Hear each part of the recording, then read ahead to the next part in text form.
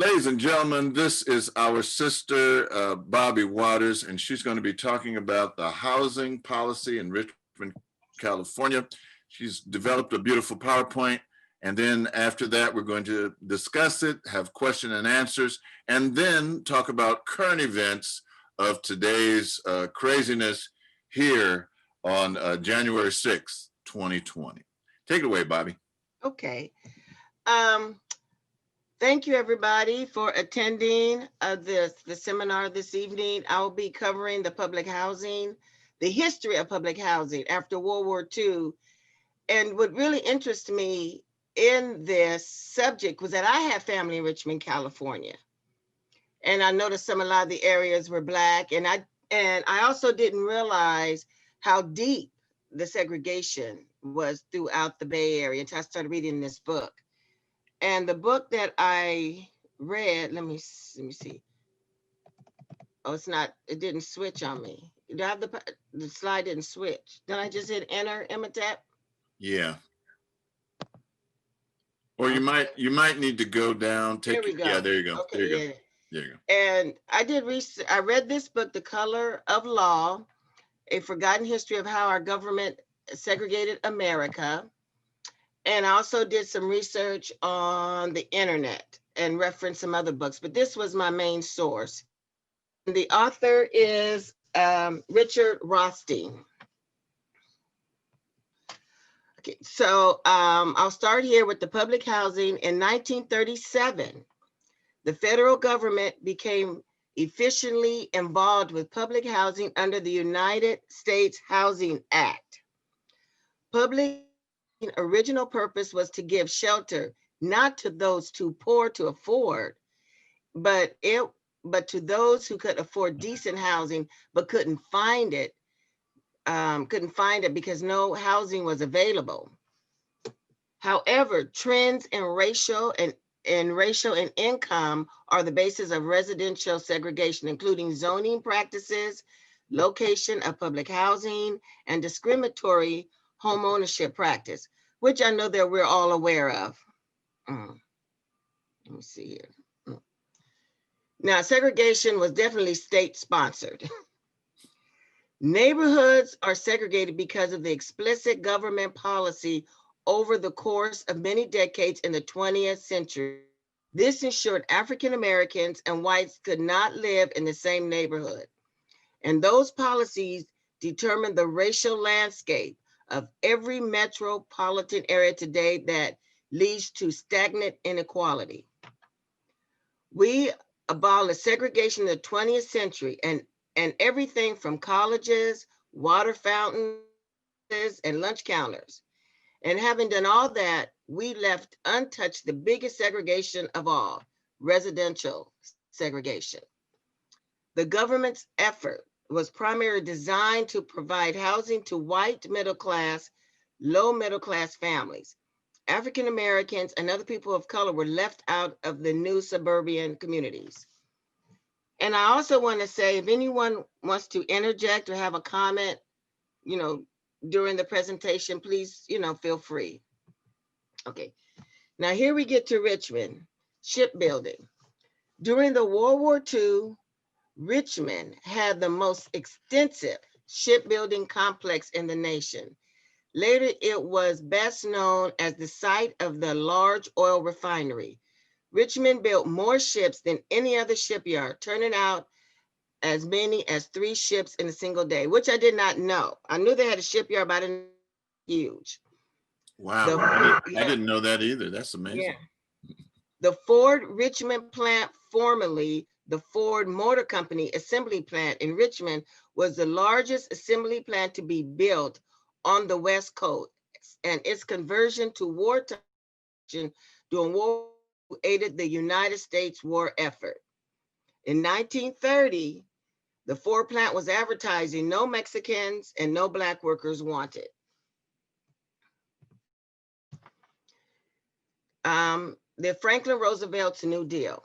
The United States were in a Great Depression. Banks were in crisis, and nearly a quarter of the workforce was unemployed and production declined.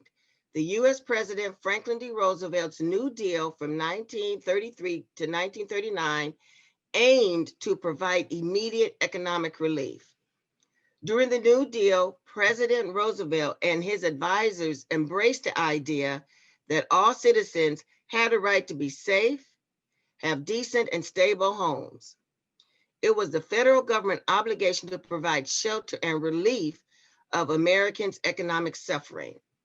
At first, the shipyards and other war industries attempted to operate only with white men, but as the war dragged on, unable to find a significant number to meet the military orders, they were forced to hire white women, then Black men, and eventually Black women as well.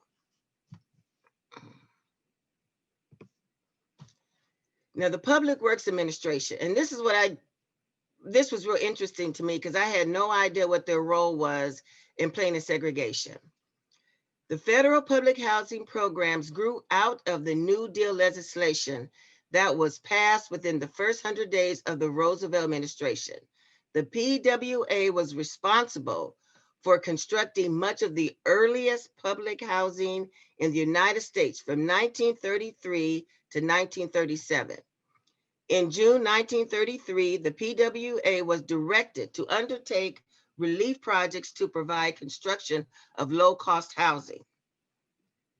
The PWA was to alleviate a national, I don't know, I said that, to alleviate, I'm saying that a national housing shortage while creating jobs in construction in response to the Great Depression.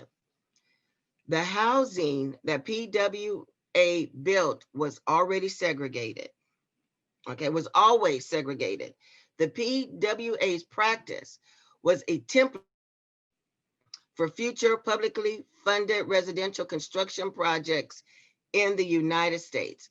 So right there, the Public Works Administration was, started this segregation housing in the United States.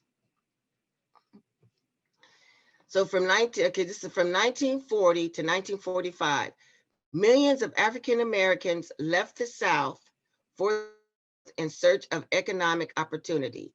The influx of war workers resulted in Richmond's population exploded from 24,000 to more than 100,000.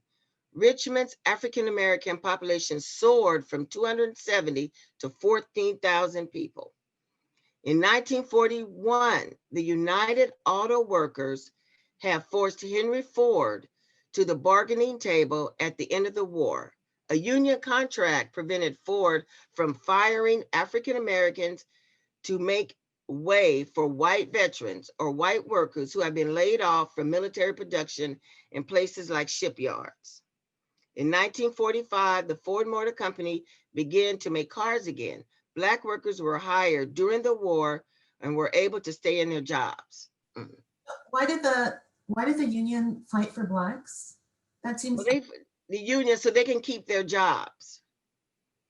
But would want the Blacks to lose their jobs. It just seems unusual for a union, which you think of honestly back then. You think of white people. I'm just being honest. Right. That I didn't even think about that, Debbie. But the union, they fought for the Blacks to keep their jobs. I could relate to this story. My on my mother's side of the family, they came from East Texas during this time. I think it was 1943, and first they stayed a little bit in West Oakland, and then they moved to Alameda, and then they were able to purchase a home in 1945. My grandfather was a longshoreman, and my grandmother would always tell the story of her.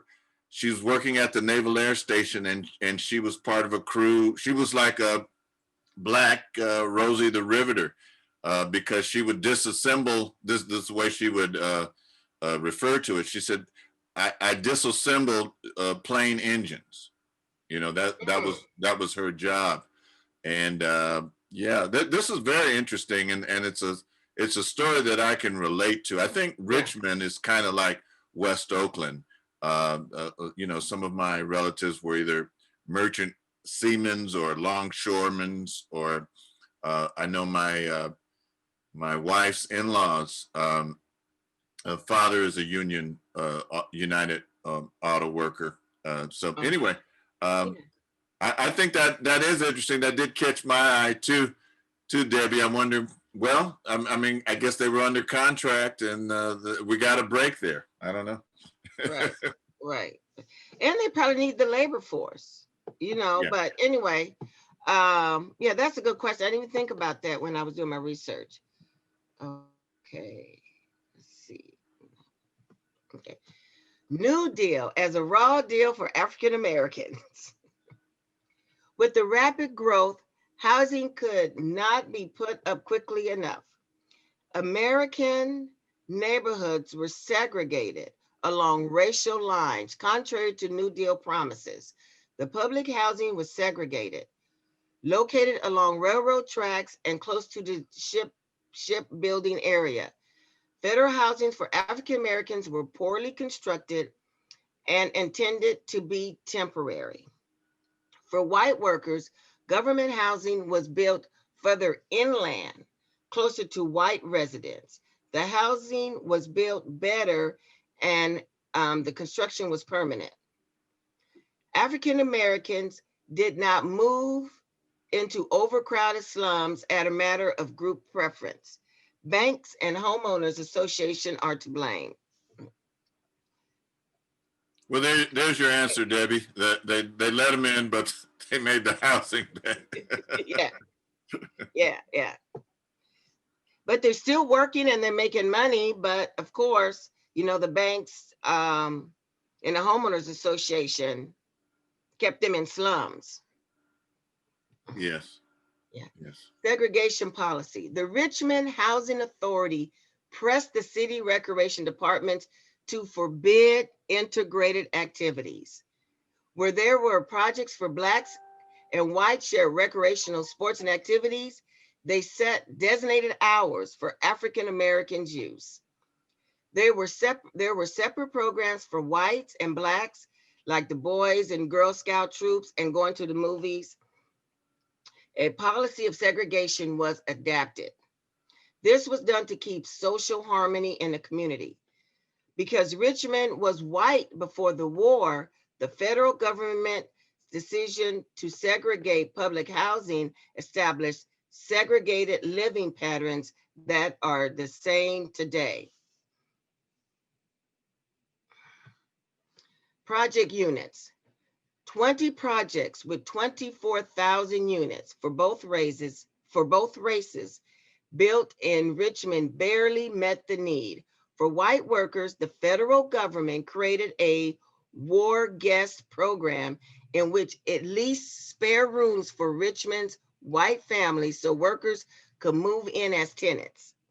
The government issued low interest loans for white homeowners to remodel and subdivide their residence.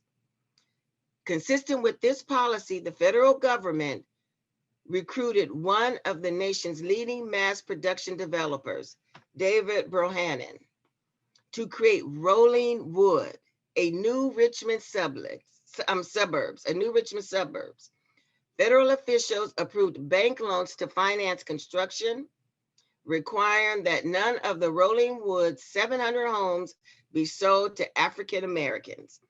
And I went on site and I looked at the Rolling Wood neighborhood, and it's nice. It's suburban, even like today. These were current pictures. Sublets. The government also specified that each Rolling Wood property must have an extra bedroom with a separate entrance to accommodate an additional white war worker. Although African Americans with fewer private options were more dependent on public housing than whites, the Richmond Housing Authority segregated projects did less to alleviate the housing shortage for African Americans than for white families. Not surprisingly, Units for African Americans included doubling up the families and illegal sublets. Is anyone familiar with Rolling Wood? Are you not Emma? I'd never heard of it before. You know what? I'm not from Richmond, and so Richmond was a place that we visited. But you know what? I wish I had my brother-in-law on, because his mother was very involved in the Richmond, African-American Richmond community. She was like a community leader. She ran a center, and I'm sure that he would know about this. Her name was Mrs. Hamp, and I'm not. I only met her a couple of times, but I'm sure that they know about this. I'm sure that he's very familiar with this. Yeah. Okay. Public housing.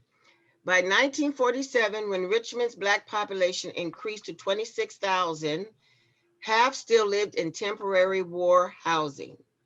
When the white population moved to Rolling Wood, this left abandoned permanent homes available to African Americans.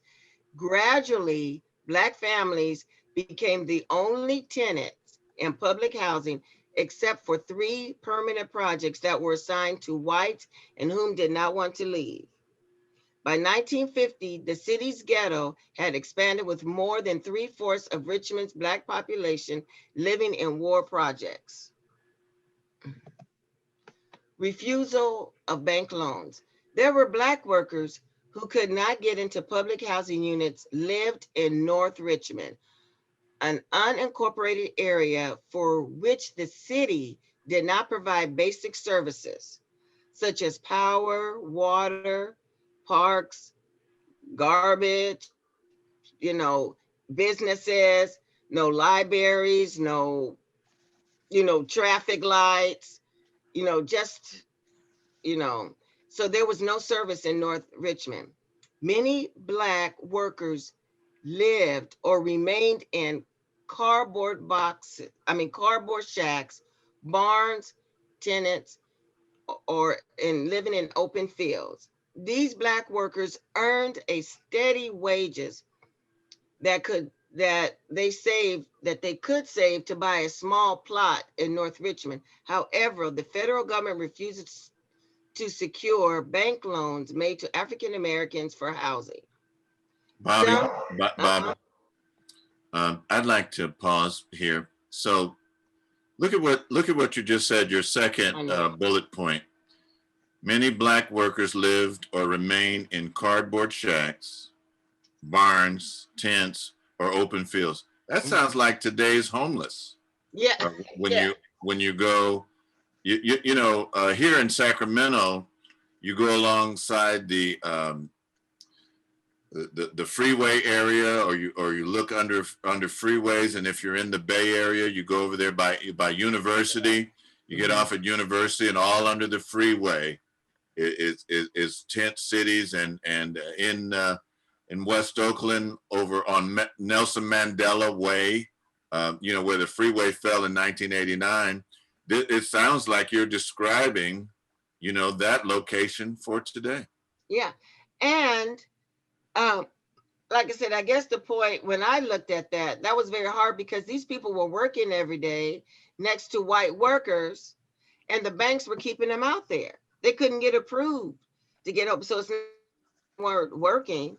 They were going there working. And then my last point here, some built their own dwelling with orange crates or scraps of lumber scoured from the shipyards. Well, that's what people are doing now. Yeah. That's what people are doing now. Yeah. Okay. So I looked at Rolling Wood on Google Maps to see if I could figure out what they have been talking about. And that's the area just north of El Portal. And that was a exit off of 580 that they just did a lot of work on redoing and restructuring into that neighborhood. And it kind of extends between the freeway and Contra Costa, I think that's Contra Costa College, Community College. College, okay. Yeah. Was that near, that's not near San Jose, is it? No? San Jose, Is it near, California? yeah, No, San no, Jose is about, it's not near Rollingwood? Okay, well, the Rollingwood, I just put in Rollingwood, Richmond, and it's a Okay. Rollingwood Drive that goes through there. And they were saying it was a census tract. So that is the little community that's still in there. yeah. You know, it looks like a little subdivision that was all built at one Mm. time. Right. And around it, they now have new apartments and the new Helms High School, junior Okay. high. Yeah, thank you for that, Celeste. Also, thank you, Someone else? Celeste. Also, Brother Kalahari has raised his hand. So, Brother Kalahari, can you take yourself off mute and ask your question? Can you hear me? Yes. It's the same old thing that it has always been. And when people tell Black people to pull themselves up by their bootstraps, they never mention the fact that we are the only people in the world that have had so much done to us. No matter how we try, we don't fail just because we haven't tried. And we'll be okay as long as people leave us alone. Okay, I gotta go. Well, yeah. That's his phone, yeah. Yeah, they didn't tell us when we bought the boots that they cut the straps out of. Yeah, Yeah, you gotta have the bootstraps to pull on. yeah, you gotta cut it, yeah. You know, this is very poignant and I think apropos to set us up for our coming discussion. Yeah, that's my You know, opinion. because what we're talking about here is white privilege, which White privilege. many people act like there's no such thing. Let me see, yeah. Okay, United Service Organization. By the early 1950s, some 4,000 African Americans in North Richmond were still living in makeshift homes. During the war, the government also collaborated with private groups to segregate Richmond. The United Service Organization provided assistance to travel servicemen and women and maintain separate Black and white traveler aid services for newly arrived war workers. A petition drive.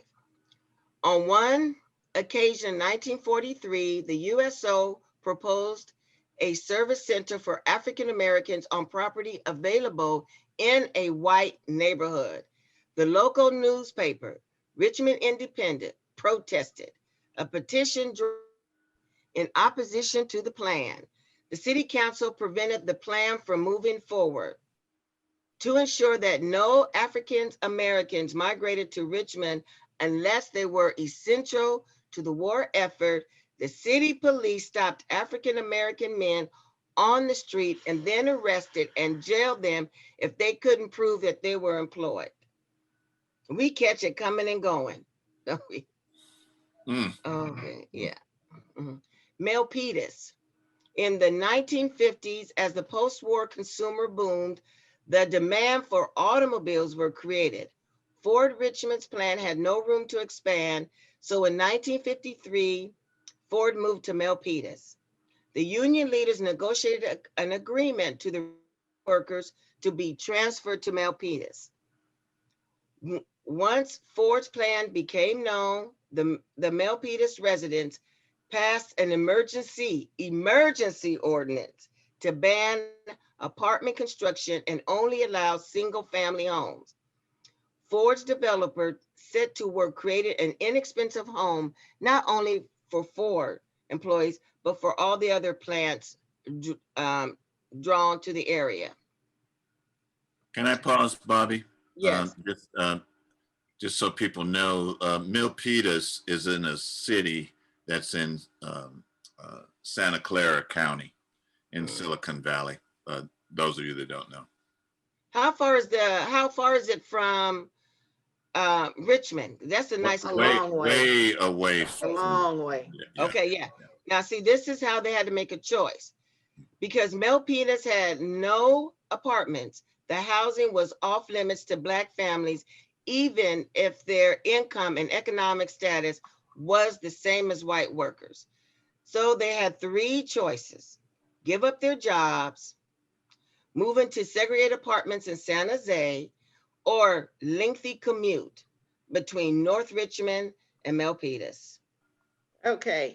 Mhm. You keep saying San Jose and Richmond like you think they're close. No, they're not close.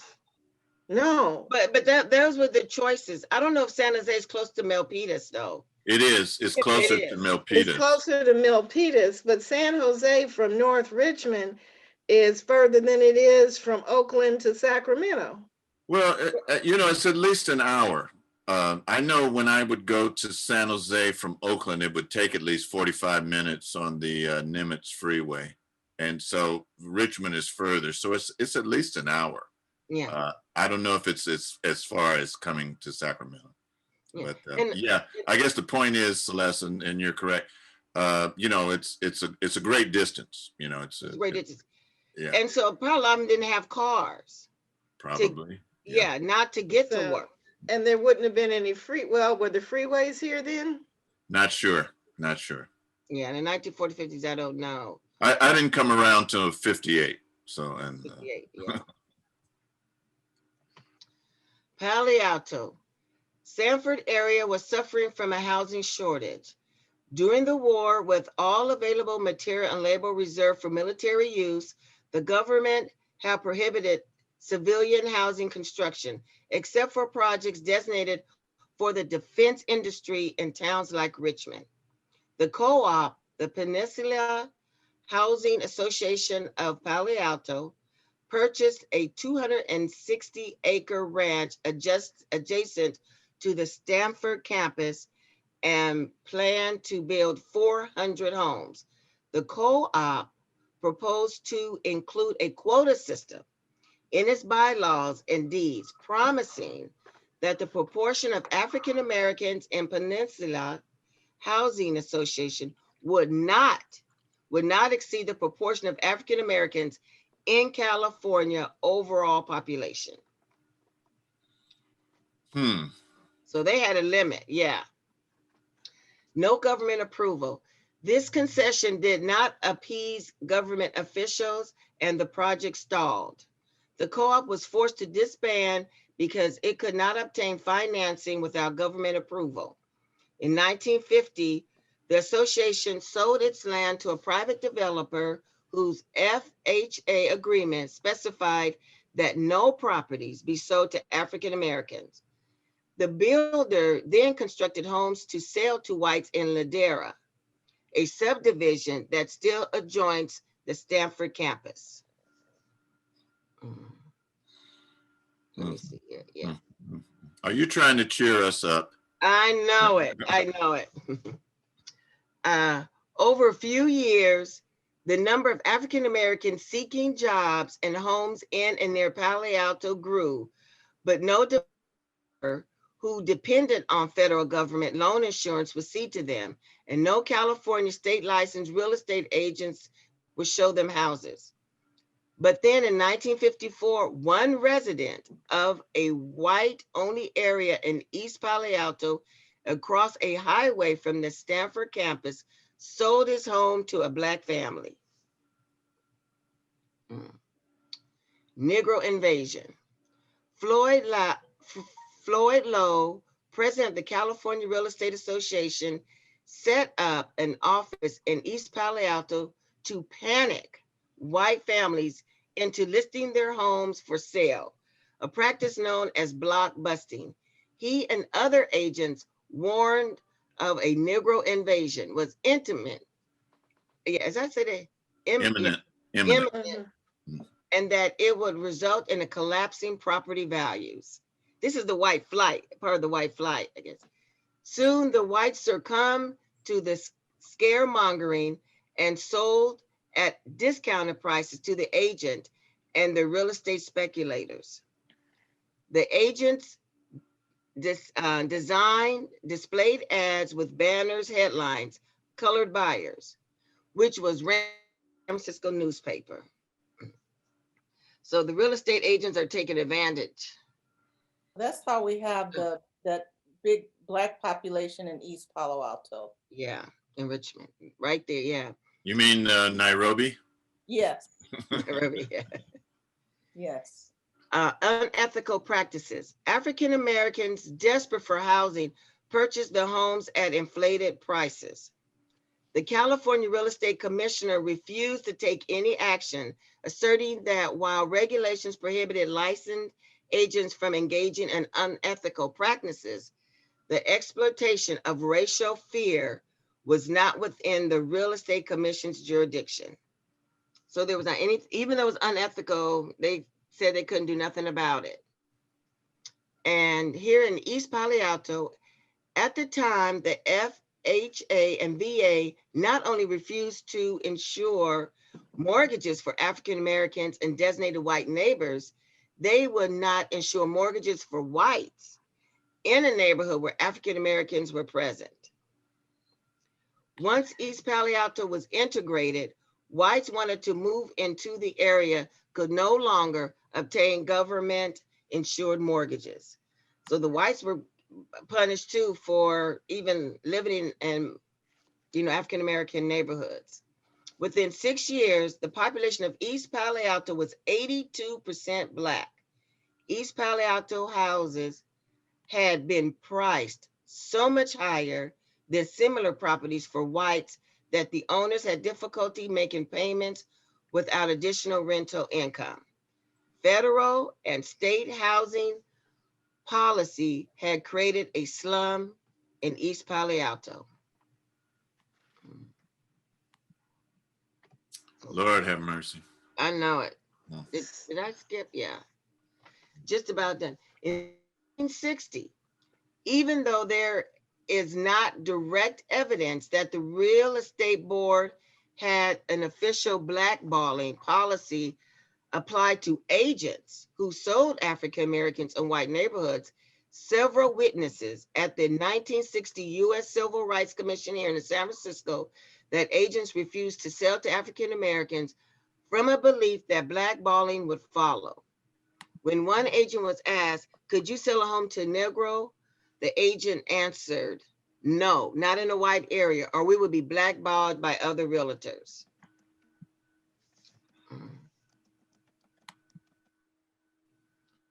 Here, this is the last slide. Here's the code, the Realtor Code of Ethics in 1924. Okay, Article 34, Part 3 of the Code of Ethics. This is what they said, the guiding document for all real estate professionals in the United States.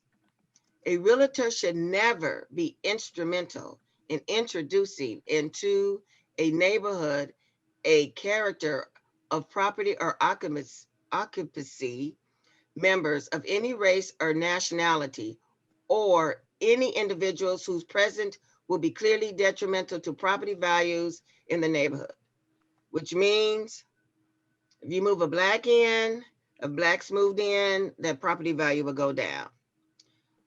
The real estate industry contributed to racial inequality and segregation in housing is an outrage. The difference of Black American wealth and white wealth is tied directly to home ownership. Let me see. The history of unfair housing practice in America does not begin or end with redlining. The Homeowners Loan Corporation between 1933 and 1936 provided low interest, long-term refinancing to 1 million homeowners on the verge of foreclosures, but allowed the socioeconomic makeup of neighborhoods, including race, to influence who received assistance. While white Americans have never fully understood, African Americans can never forget is that white institutions created it, white institutions, I gotta move the bit. White institutions maintain it, and white society condones it. And then that's the end of the presentation. Bobby, would you mind showing the first slide again, which gave the book that you're getting the information from, so that we can write it down, or maybe put it in the chat. The Color of Law by Richard Rothenstein or Steen. Yeah, and he covers a lot of Pacific, like with Richmond. Thank you, Celeste. We're good. Oh, yeah, yeah. This is a different one, but I'm adding that one too. Okay. So, yeah. Okay. He covers a lot of metropolitan areas. I mean, he covers New York, Baltimore, Philly, Detroit, and you do see a commonality in this. And I think what really I learned from it is that I didn't realize about the blackballing with real estate agents and how the local and city housing authorities participated in the segregation. We knew about the bank and knew about redlining, but you know, we didn't have a chance, basically, with all those elements working against us. So it was a Yeah. very, very good reading, easy to understand, and how you know, Richmond got so black and East Palo Alto got so black. It wasn't something that we selected. It was all state sponsored, as I put it. You know. Yeah, So anyway, mm-hmm, that's what systemic racism is. mm-hmm, And that's how it operates. And we can see from your presentation that it operated on the federal level, it operated at the state level, the metropolitan, local mm-hmm. levels with the real estate agents. It was all orchestrated to deny uh, Black Americans certain access to Housing. funds or to areas to live. And some of that also um, is a strategy to keep us segregated and localized, where they always know where we're at, and then to keep us in powerless positions to make it more difficult for us to throw off the weight of this systemic racism. But this is what it is when people talk about systemic racism. This is what they're talking about. They're talking about those nuts and bolts within the institution of the society that operates on all levels with the single goal in mind of suppressing Black people's aspirations. Mm, yeah, thank Yeah, you. Bobby, when you did the one on the bank, the Freedman's Bank, Uh-huh. that made me aware of that. And I was talking about that to someone and they said, oh, well, you need to check out this other book, The Color of Money. And they talk about the Freedman's Bank, and it just keeps going through the money, you know, like how that was a savings bank. And then white folks just took it and used the money to back up their schemes and wiped out everybody's money. And she goes through and she goes into the real estate in Chicago. And I listen to it in smaller doses because it makes me mad. But I can remember that from being a child. And the different people in Chicago that had money and trying to buy stuff and what you had and where you couldn't go. And there was actually a priest that was protesting and being an activist for redlining certain neighborhoods in Chicago, that you couldn't cross over this street or you couldn't cross over that street. So Yeah. Yeah, it's that's a gone good on book. pretty much everywhere. It's everywhere, yeah. And you know, I guess doing the reading and studying, I guess I really understand it more, you know, understanding more details of when my father worked, we were raised in Modesto, and what we was fortunate, you know, we had a home. I never really felt the segregation, you know, where we lived, but we lived in Modesto. But there was a big difference when I go see my family in Richmond there. It definitely was nothing suburbia, you know, they had the little homes and apartments and stuff like that. And now I can understand, you know, why that Richmond was so, you know, was so black and so segregated.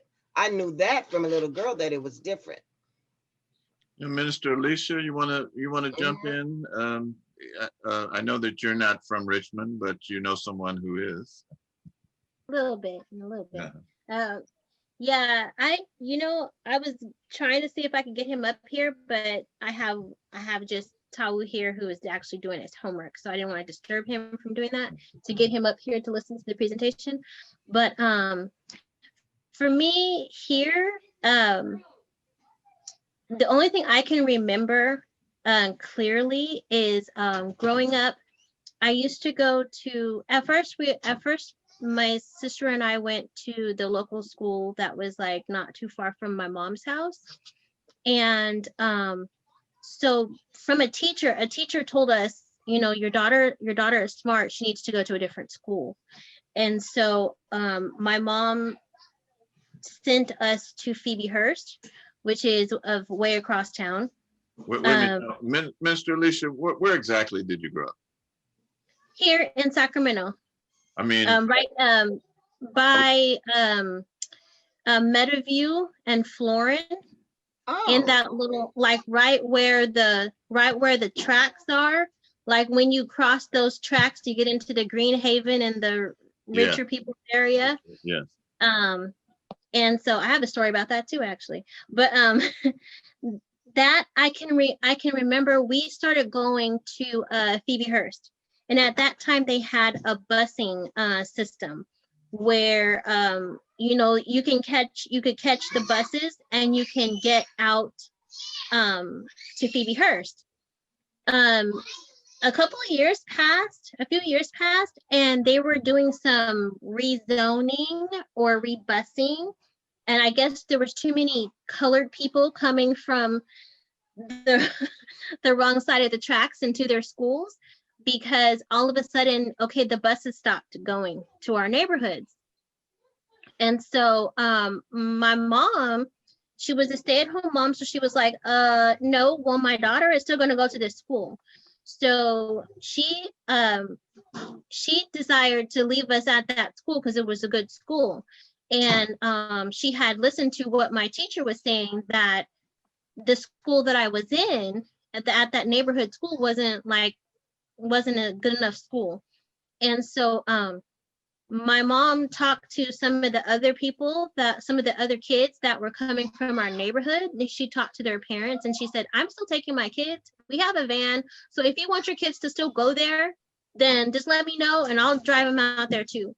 So I think it might have been about a good 3 years. My mom drove me and the other kids from our neighborhood back and forth to school for every single day because they stopped the buses coming into our neighborhood. And they did that for I saw how the color of the school changed basically after they did that. And so that's one story. And just a second small story is that, you know, you can see here in Sacramento, down that Freeport line where there's those railroad tracks. I wasn't, of course, alive when there was any train going down those tracks. And you don't really see it as being prominent, but you do see that there is a big difference with the housing and the status of people who live on the east side of the railroad tracks here, as opposed to those who live westward in like the Greenhaven pocket area. And it was a big thing when I was growing up, but you know, I really didn't know about it until like there were people who commented. Like one girl told us, our teacher said, oh, the people who live over there, if you see their housing conditions, it would make you cry. And I was like, my house is nice. I didn't understand what he was talking about because I lived in a nice house. You know, we had a nice 3-bedroom house. It was just fine, you know, but I guess in comparison to the ones that were across the tracks. And I remember when Black people started to be able to move over there, because at first there was no Black people over there. There just wasn't. And all the Black people wanted to go over there. And then when the Black people started going over there, they started turning their nose up to the Black people who were on the other side of the tracks, which was kind of bad it was just bad. Like they were being snooty because, oh, we made it to this side of the tracks. And yeah. But that's what I had to say. And I'm not really sure about, like, I don't know a lot about Richmond. And so I learned a lot today, Sister Bobby. Thank you.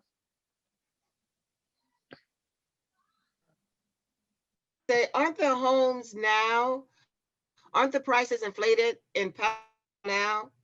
Oh, yeah. Oh yeah. Yeah. my God. Silicon Valley is very expensive to live down there, and I wish I could find it now. Maybe I can if I really looked, but I'm we're engaged now. I copied a meme that somebody had posted, and it was median housing, for one bedroom, the median price, like in San Francisco, San Jose, Oakland, and in San Francisco, I'm trying to remember the exact figure. It was either $3,700 or $3,400 a month. A minister, Amadi, just wrote a great presentation, Bobby. He has to check out around 6, but he comes in and he just left that in the chat. He just wanted you to know that you did a great job. When I think about this, some of you, Isali, yeah, go ahead. I see your hand is raised. Go ahead, Isali, make your do your question. Oh, hi. I just wanted to make a statement. I was just adding to just when I remember when my mom was first buying a house. And so I grew up in Sacramento. I actually grew up, I went to Kennedy High, and then I went to Valley High. So I grew up in Greenhaven area, and then Valley High, South Sac.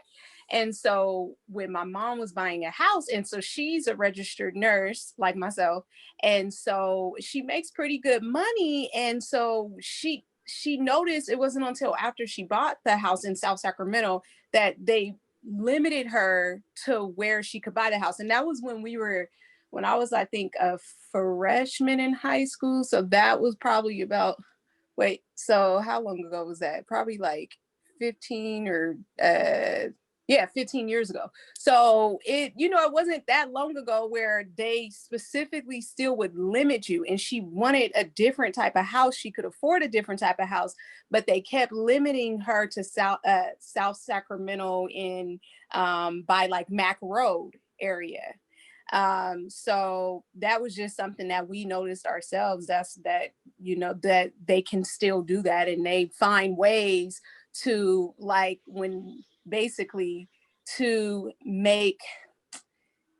to still discriminate to you in a covert manner, like in just a covert way, by certain like laws or basically the systematic racism. But they'll put it in laws and hide it in laws and things like that. But that's how they are allowed to continue to do the systematic racism. So, yeah. That's very good. When we first moved up here, we moved up here in '87, and we lived in Meadowview. We lived a couple of blocks. We lived the main streets were 24th and Meadowview. And I remember the way the Sampanel Center used to look. It was like almost like a bombed out hollow strip mall that was there at that location. And I remember thinking, hey, that would be a good place for us to put a church. I'm always thinking that way. And then we ended up moving to off of Calvine, in the Valley High area. But two things I wanted to say, and I can only remember one of them, and that is, our home is not the ghetto. Those of you in maybe Akanke and Katabazi and Mamangina might remember Professor James Todd. Remember Professor James Todd? He would come and speak to us. I think Sister BJ arranged for him to come and speak to us, and he was a counselor and psychologist, and he was also African American Studies professor at San Francisco State, and he was helping us right when the freeway fell. This was in '89, so that Loma Prieta earthquake and the freeway fell. It's right over where I grew up. So, people were traumatized by that. But one of the things I remember, he wrote a book called Our Home is Not the Ghetto. And we tend to think, we defend these areas that we were maneuvered into. We didn't build those areas. We defend these areas that we were maneuvered into. And this is such a good presentation, Bobby.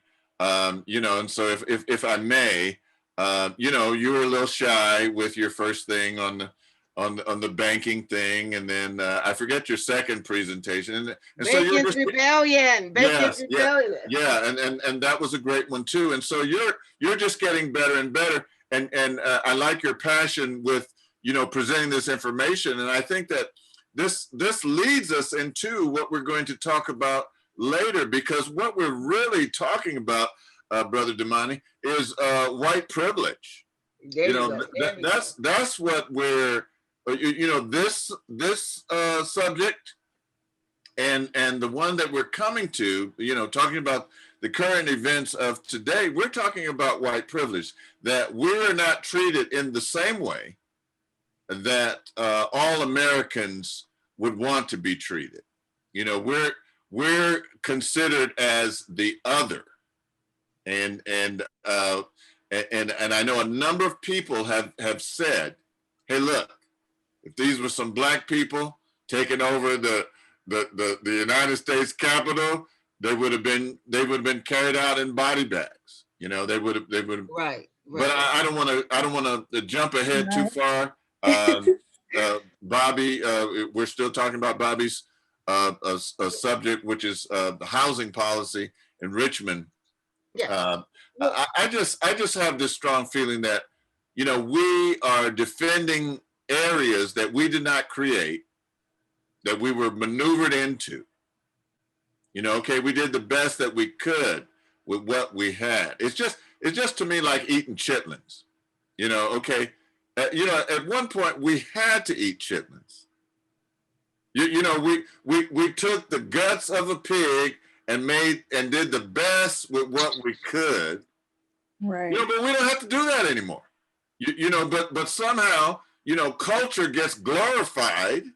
You know, and we eat these things that are, you know, and it's the same thing sometimes with our neighborhoods. Now we should take care of where we live and you know, control the economics in our community. But again, as Bobby's presentation and this book shows, we didn't create these places where we didn't just decide, hey, let me move to Richmond, or hey, let me move to, you know, we were maneuvered into these places. All right, I'm gonna open it up for other people. Go ahead. Yeah.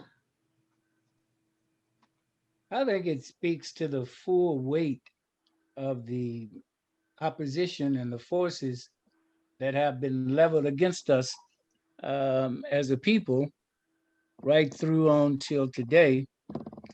We represent some 13% of the national population, and we're definitely in the belly of the beast.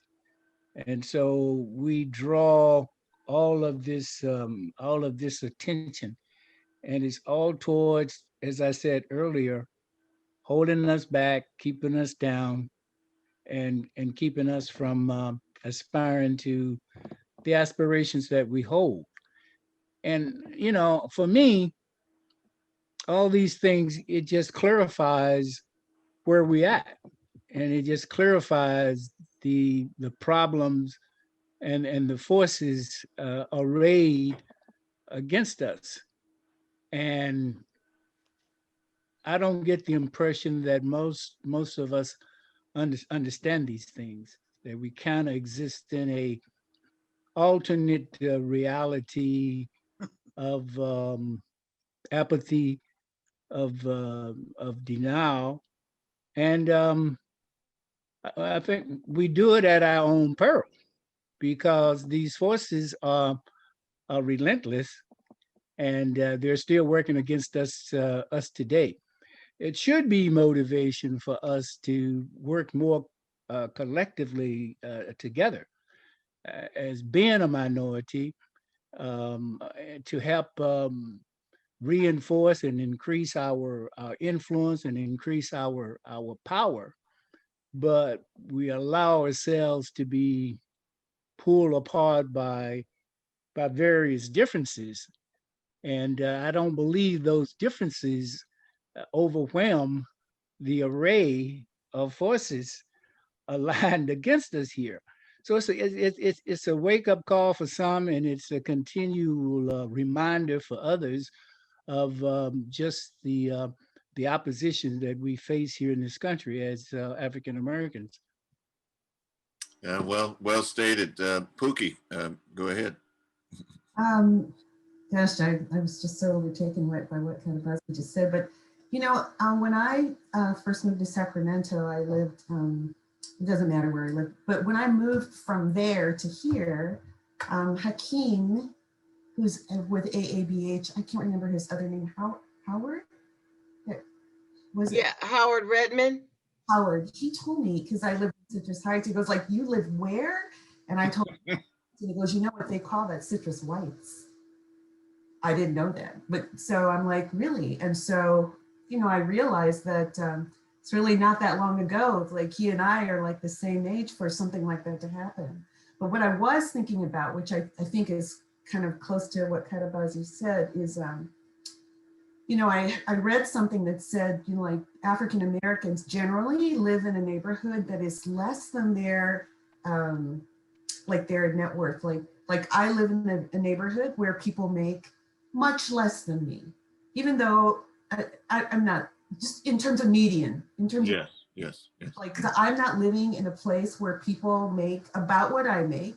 I'm living in an area where people make like really about half what I make. But I didn't know that until I saw this article. And so, but you know, I was like happy, it's a nice house or whatever. And I didn't want to bite off more than I could chew. I just didn't want to. But if I understood the value of the wealth, you know, then maybe, because when my mother bought her house in Los Angeles, we had not a stick of furniture. We didn't have anything. We just moved in, we had beds. And we were so excited. You know, there was like nothing in the kitchen, nothing in the living room, nothing in the, I mean, like nothing. But she had a house and it was just so exciting. So like where me, I'm like, well, I have to have this and I have to have that. So like I have a completely different understanding of what wealth is. And I lost the gift that my mother really gave me with doing something like that. And I think that speaks to what Katabazi was saying. But I tell you, for me today, like I tried to conduct business as usual and I was unable to do it. Like one person, so we had a conference call and one person, we called him and said, hey, like the Zoom meeting's going on. Are you gonna join in? And he said, are you kidding? Do you know what's going on in this country? It's like, I gotta get off the phone right now. And he hung up and you're like, he's white. And so then everybody else said, well, if it was, and everybody else is white. They're like, you know, if that was Black Lives Matters, they wouldn't have got across the street. They wouldn't have got down this, they would have still been at the rally. That's where they would have been.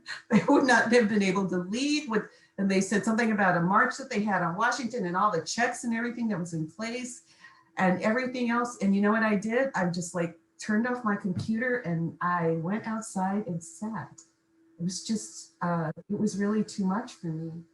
But now I think like that it should be more than just thinking. It should be like saying something, because I mean, like, this is what we're all doing. Like we're talking now to each other, but maybe that's not enough. Maybe that's not enough. You know, I like the way you segued that. You segued us into, you transitioned, and you know, the excellent presentation, Bobby. Really gave us a good foundation. You know, and I didn't have to drag it out of her. Bobby contacted me, and thank you. And I thought it was excellent. Yes. Let's give her. Yeah. Thank you. Yeah. Excellent job. And then earlier today, actually maybe about an hour before our presentation, our great brother Damani Sukumo. I was at Brother Damani Sukumo's naming ceremony. I just want to say I was there on D Street, and you know who gave him his name? Stajabu. Sister Stajabu. Right. Yes, yes, it was. Remember that, Damani? Of course you do.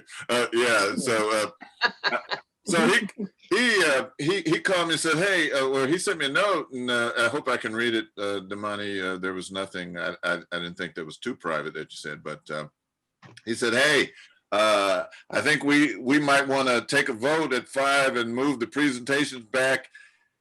Just thinking it's too much going on in the country. What do you think?" And I said, "Well, you need to check with Bobby, because she did all this research, and I wouldn't want to cut that." And so what the compromise was Bobby to go ahead, and we discussed her thing, which I think is really a good segue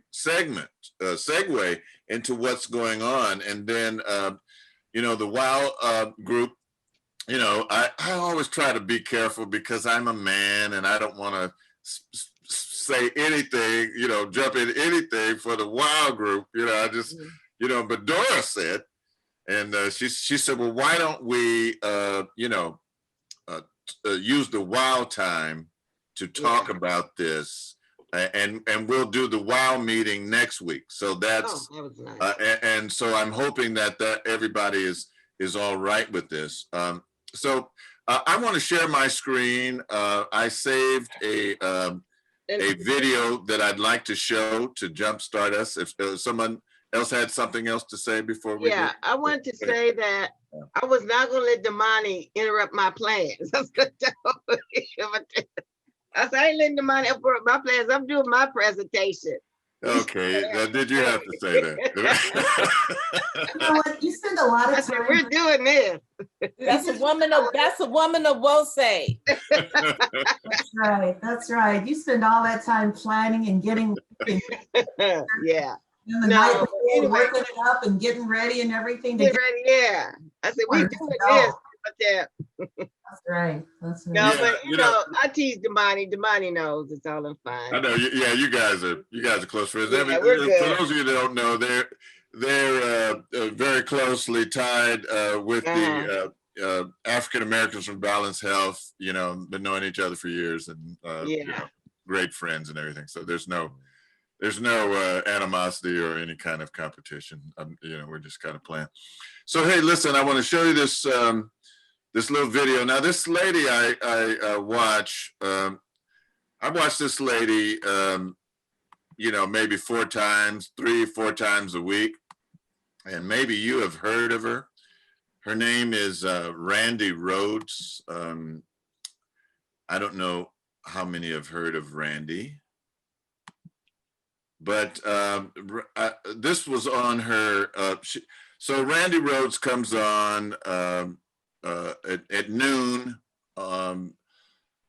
our time. It's 3 o'clock. She's coming out of Florida, and I first saw her in on the now defunct Air America that started in 2000, and I've been listening to her, Tom Hartman, even Stephanie Miller, for political news commentary, etc. And so this is what Randy had on today, and hopefully it'll come up nicely, and we can look at it and then talk about it on the other side. So it's not long. All right. Hello, it's Randy Rhodes. Here's a clip from our show, and go to randyrhodes.com for the whole thing and a podcast. Buy a stinking podcast. Mary had a little man. The fall. We believe that all men are created equal. To the magnificent mosaic that is America. From radio beacon to radio beacon. I have a dream today. Change has come to America. Believe me. Knock, knock. Who's there? It's a figment of your imagination. Randy Rhodes Show. Turn up your mind. He's doing his constitutional duty, which might not duty. He's doing what is allowed in the Constitution. And Democrats but he wasn't. Well, and he was calling for something else. Right. Yeah, they're talking about Ted Cruz. In the past, this is almost besides the point because of what's going on here. But Democrats in the past, and you've pointed this out, have objected during this process, but they haven't done it at the behest of a candidate who refuses to concede the election. That has never happened And that is the big difference here, because that is what these people, these rioters, are responding to. They're responding to the president and his enablers on Capitol Hill. You know, I think about how we started this day, and I you know, not looking back too far, but just to recall that hours ago, we were talking about the way in which Republicans had fed these conspiracy theories and coddled them for many, many months and even years. Yeah. Living in this imaginary world created by Donald Trump. And they had lost control of that. Not knowing that hours later we'd be looking at this incredible scene. But this is the consequence of Oh, yeah, they knew. Years of people in Washington refusing to have the courage to stand up and say, right is right and wrong is wrong, and there are facts and there are fictions in the world. And there was a time in this town when the differences between the two parties were about policy, they were about taxation, they were about the role of government. Now the differences between the two parties are about who believes in facts and who doesn't. That should not be the case, but that is what we are dealing with right now. And I know, because I talk to Republicans all the time who privately will say that they want to get back to that time where they were talking about things that really mattered, but they can't.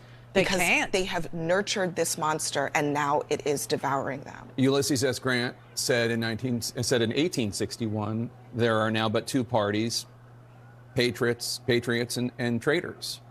And it is time for the Kevin McCarthys and the Josh Hawleys of the world to decide which party they're in. I have my idea about what that might be. Anderson? Jake, thanks very much. We to say in the midst of all of this horrendous news that's going on here in Washington, something that none of us ever expected we would see in the nation's capital. I just want to make it official right now. CNN can now project that the Democrats will be the majority in the U.S. Senate. John Ossoff, the Democratic candidate in Georgia, he is defeating David Perdue, the Republican candidate. Earlier, we projected that the Democrat Raphael Warnock will beat Kelly Loeffler, the Republican candidate. So it's 50-50 in the new U.S. Senate. The new Vice President of the United States, Kamala Harris, she will be, according to the Constitution, the President of the Senate. So she... Woohoo! The entire D.C. National Guard has now been activated. The Virginia State Police is now in Washington, D.C., putting down a freaking insurrection led by the motliest of the motley crews. It's an insult to Nikki Sixx to even say motley crew. It is. It's an insult. I apologize.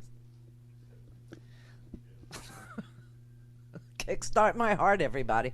And now we have just one majority control of the Senate, which means we have all the committees, all the chairmanships of all the committees. And guess what that also means? It means Chuck Schumer is now the Okay. Mitch the bitch can just Oh, go step I didn't know aside. that Randy was going to say that. I'm sorry. Whoops. Now, how can I stop her? And by the way, And Randy, Biden will get his cabinet. Today, he has said that his pick for Attorney General is Merrick Garland.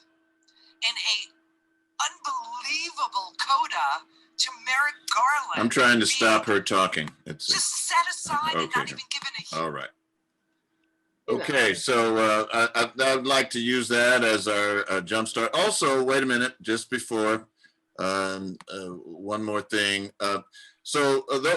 Those of you that are in Sacramento, you may know Brother Ajamu Umi, and he had written this blog, today, a Pan-Africanist perspective of white right terrorism in DC. And I put both the Randy Rhodes article, the video and this article in the chat for those of you that would like to inspect it.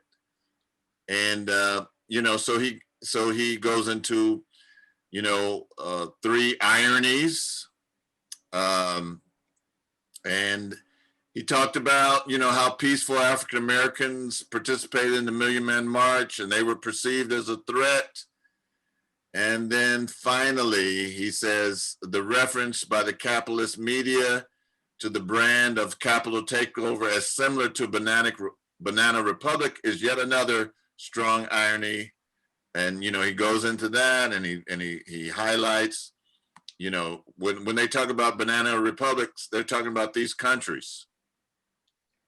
And then he concludes with, he says, we don't really have a dog in this fight.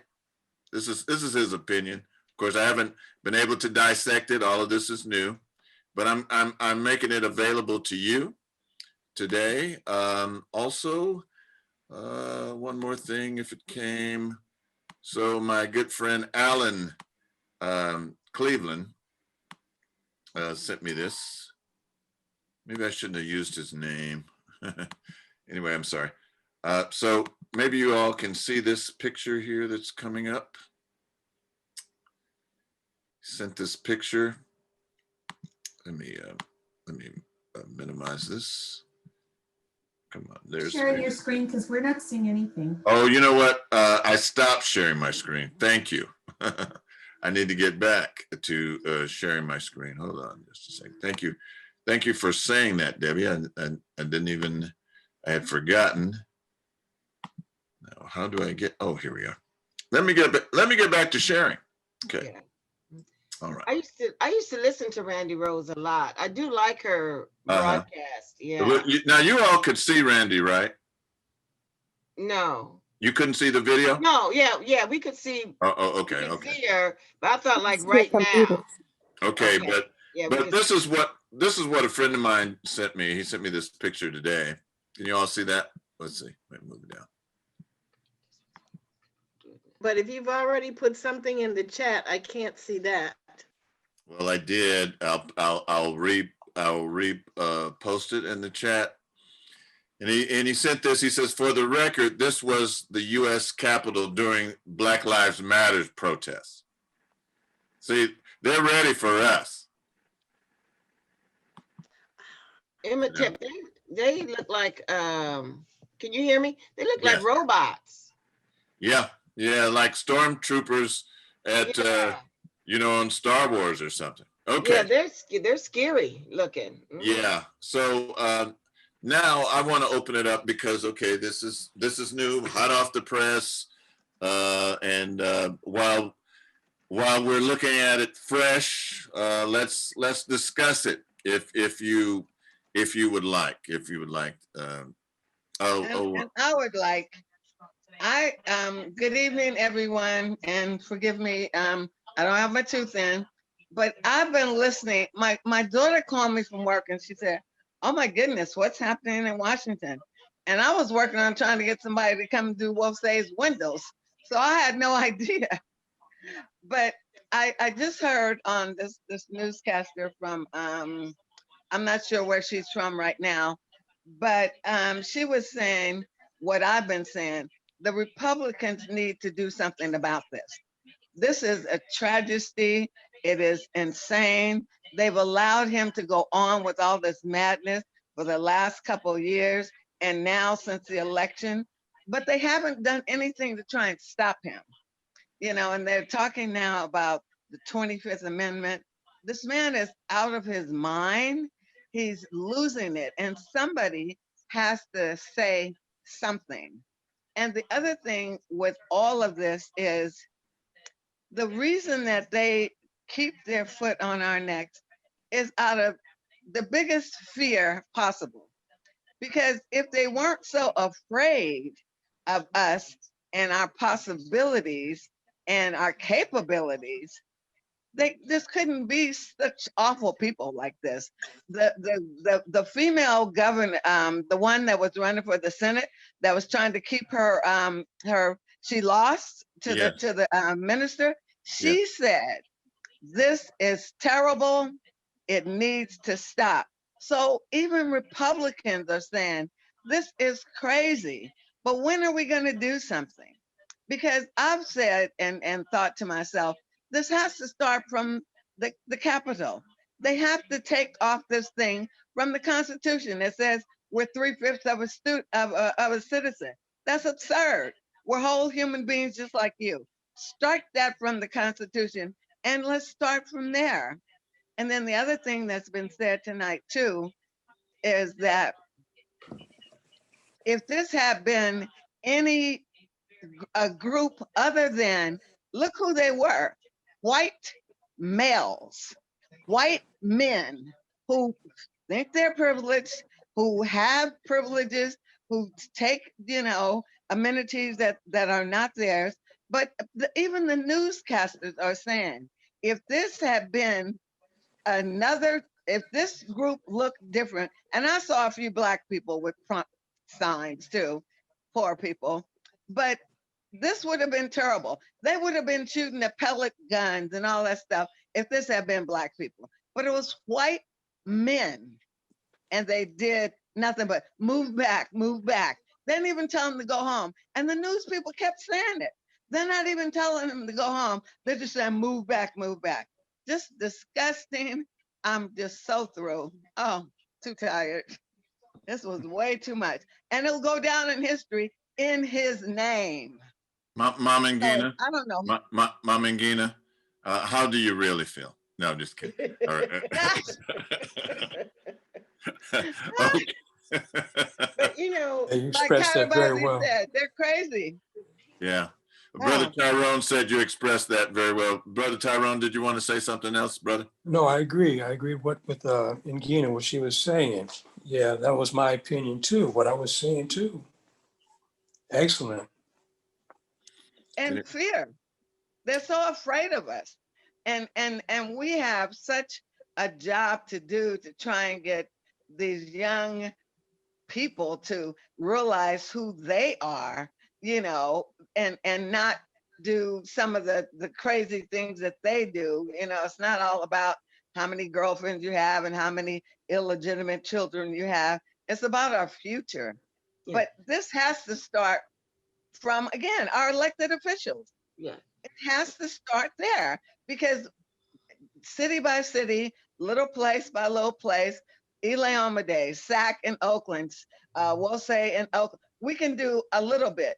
But because you can't change the hearts of these people, it has to be a law. And that's why I totally disagree with that professor that was from UC Berkeley. Oh, we don't want special privileges because we're Black. I said, you cannot change their hearts. That's why it needs to be a law. Because if it's a law, they have to follow it. But you can't change people's hearts. So they feel the way they feel. So that's why it has to be a law. Mama and Gina, are you referring to Ward Conley? Yeah, the professor from Berkeley. He was on the board of UC Regents. Is that who you're referring to? That's okay. Yeah. Okay. Yeah, and I totally disagree with him. You have to make it a law. That's the only thing they might follow. They might. Yeah, well, I think with them people, I don't know if the law, you have to have a law, some type of civil, but these people don't have a conscience. They're not scared of the police. They got all the way up to the White House. They went past security. They're not scared of the police. They don't care about no law. So, you gotta have a law, but they just do what they want to do with no fear. They're not. If they had used the pellet guns on them and tear gassed them, then they wouldn't have got as far as they did. They didn't stop them soon enough, and they knew this was happening because he promoted it. He promoted it. And he promoted it. He said, come to Washington, D.C. to do this. Now, how this is not treason, I just don't see that. How can the president promote violence? How can the president call and say, I need 11,000 votes? How is this? And it's public knowledge. This is beyond me. I'm just too through. And they have called on that. Now, whether or not anything happens is something entirely, but they have called him out and said he needs to be removed from office. And I haven't Yeah, seen but the are they gonna pictures do of it? how many, but I think this, for some people, it might sway them the other way that yes, the man that's the president is crazy. But I think there are a couple, three things going on. And there were 70, 74 million people that voted for Trump. But did they vote for him or for his policies or against Biden or because they're always Republicans? I was late tonight talking to a young man at the auto shop trying to get my headlight changed who told me he voted for Trump. And his issue was that he believed in gun rights and didn't like the Democratic position on it. And there were, oh, and the war. So he didn't like Trump's behavior. And everybody that I've talked to that has told me, and for some reason, people keep coming up telling me that they're Trump supporters, that they didn't like the man and his behavior, but they liked what he did. And they think he's responsible. And they're now, and the young man tonight said, yeah, I think he's a little egotistical. A little? Yeah, A I little. think he's dangerous. I think he's got mental issues. But the 74 million people, I don't think they all drank the Kool-Aid. I think there are some issues that we need to deal with. It's always been, for me, an election and where I chose the lesser of two evils, because nobody was ever running that I thought had my back. Right. So I think we have to start. I don't know if we can afford to just start with Iliamide, Mama and Gina. I think that needs to stay. I think it's really important, but I think it's got to be on multiple fronts. Now we can't relax because we got control of the Senate. I think we've got to start working because the next election is right around the corner, and we can't back up. The momentum started. We can't relax. You know, we still got people in jail that shouldn't be there, and folks getting shot in the streets, and the white collar stuff that's going on. It's about money and the taking over of the neighborhoods and the gentrification. You know, it's about money, and the money part of it doesn't really care what color you are. And they've gotten to the point where I think we're triggered, and we have all these trigger words, and the media is not an unbiased source of information for anybody. You know, both sides have, or all sides have, biases. So I think we have to figure out what's going on and start a full court press. You know, I have a question. I have a question real quick, and then maybe somebody, you know, before the presentation this evening, there was a U.S. Senator from Ohio saying he was going to prosecute the rioters or protester from Ohio. Is that the Republican from Ohio? Yes. Yeah. How would they know who was there from Ohio, and if they did any damage? I mean, how would you begin? I think that was just talk, huh? I think that they filmed these things. You know, they filmed the crowds, they filmed people, and you know, they have satellites that could pinpoint a head of a pin.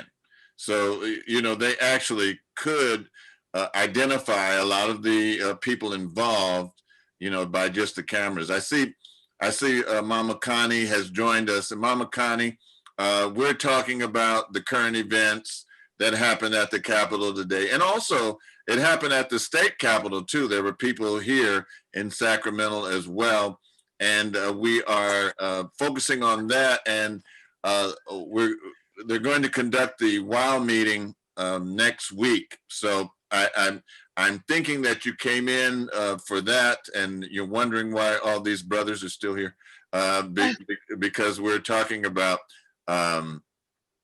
you know, the current events, what happened with the state capitol.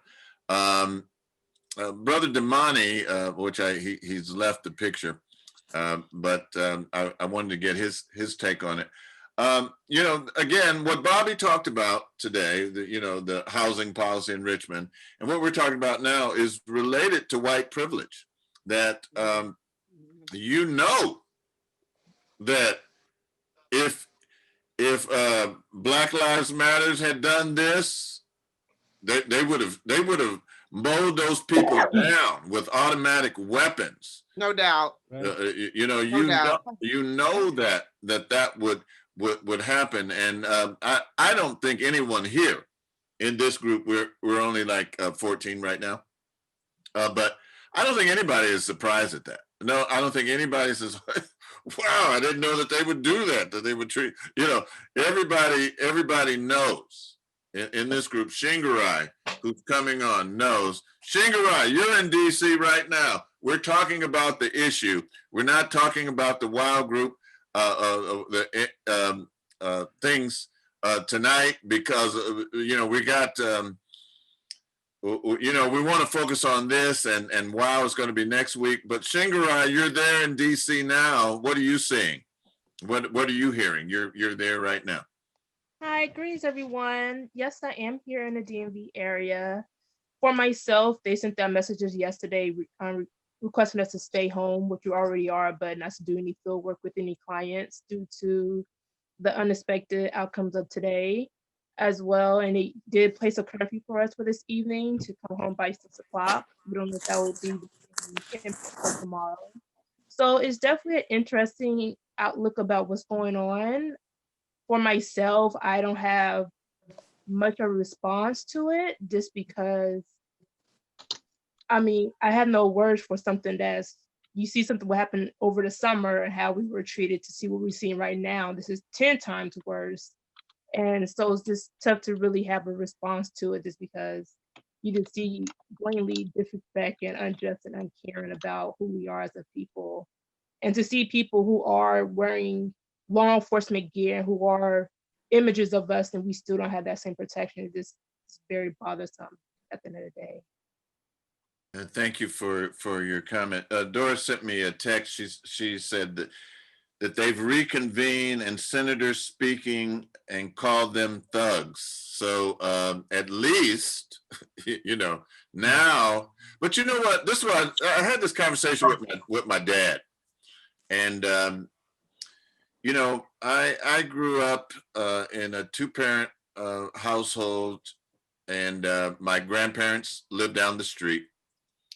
And my father started out working evenings for the phone company, and my mom worked in the day for the Naval Air Station.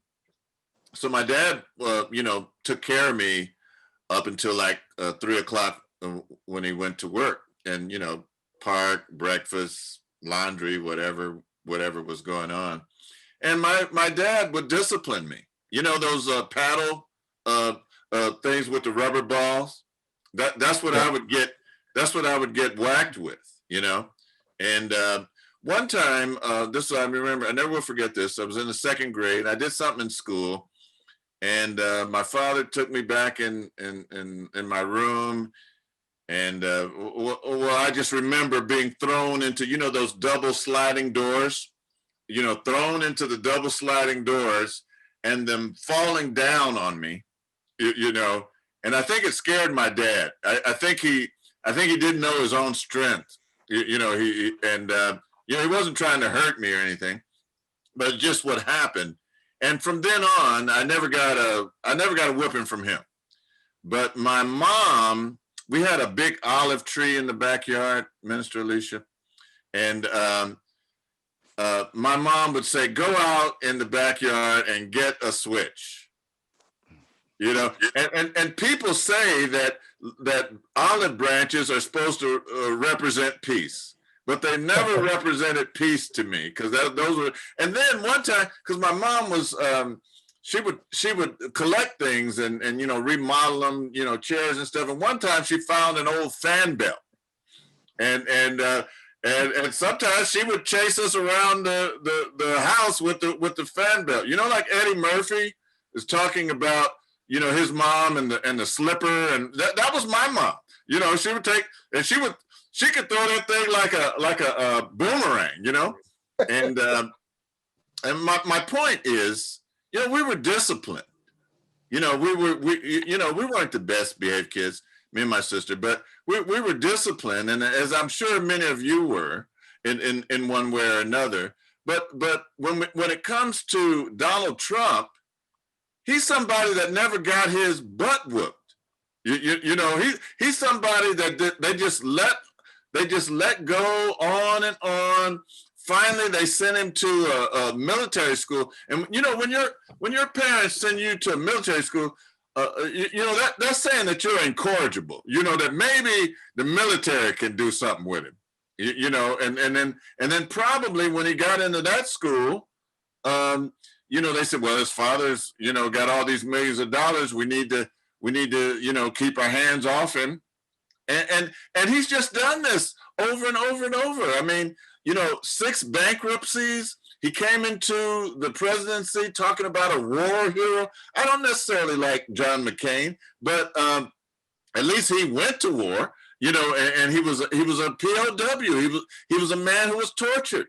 But you would think that all of these right-wing Republicans would have said, okay, that cancels that person from being. No, they let it go. And then the next thing, Mexicans and immigrants are rapists. And then, you know, and before then, Barack Obama wasn't, regardless of how you feel about Barack Obama, you know, Barack Obama wasn't born. He knew it was a lie, but he just fed into, you know, and it just over and over, the Mueller report, you know, the impeachment. I remember Susan Collins standing before Congress saying, well, I think he's learned his lesson now. You know, no, you know, nothing has happened for him to change. You know, he hasn't gotten punished. And that's where we are. And there's a line. Some of you that know me know I like the movie Star Wars. And there's a line in the movie Star Wars where Obi-Wan is talking to Han Solo, and at some point Han Solo says, damn fool, I knew you would say that. And Obi-Wan replies, who's more foolish, the fool or the fool who follows him? And so, as has been pointed out, 73 million people voted for this fool. But those 73 are trying to cancel out the 80 million plus who voted against him. Yeah. Yeah. Let me stop my rant and let somebody else in.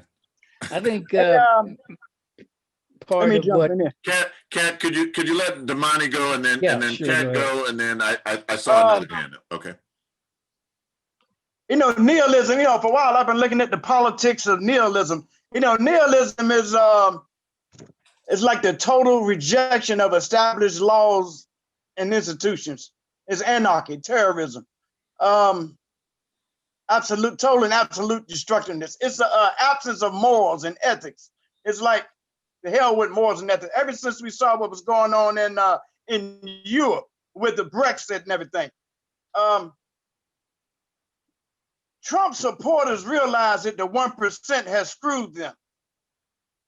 Now, what Black Lives Matter did, Black Lives Matter moved Black people into the central subject of the nation. You know, you hear when the Biden won office, he said, I'm not gonna forget the Black vote. Everybody's talking about the Black vote and what Black folks did, right? And so whites are used to being the central subject of American politics. So Black Lives Matter moves into that central position. And you know, if you understand caste, the origins of our discontent, white people understand the caste system.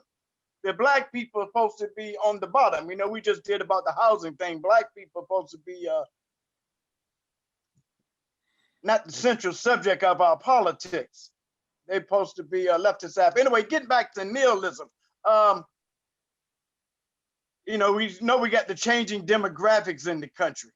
We have the ever since 1960s, whites have been lied to. They've been, you know, we have the Southern strategy. Ever since the 60s, we had the Southern strategy.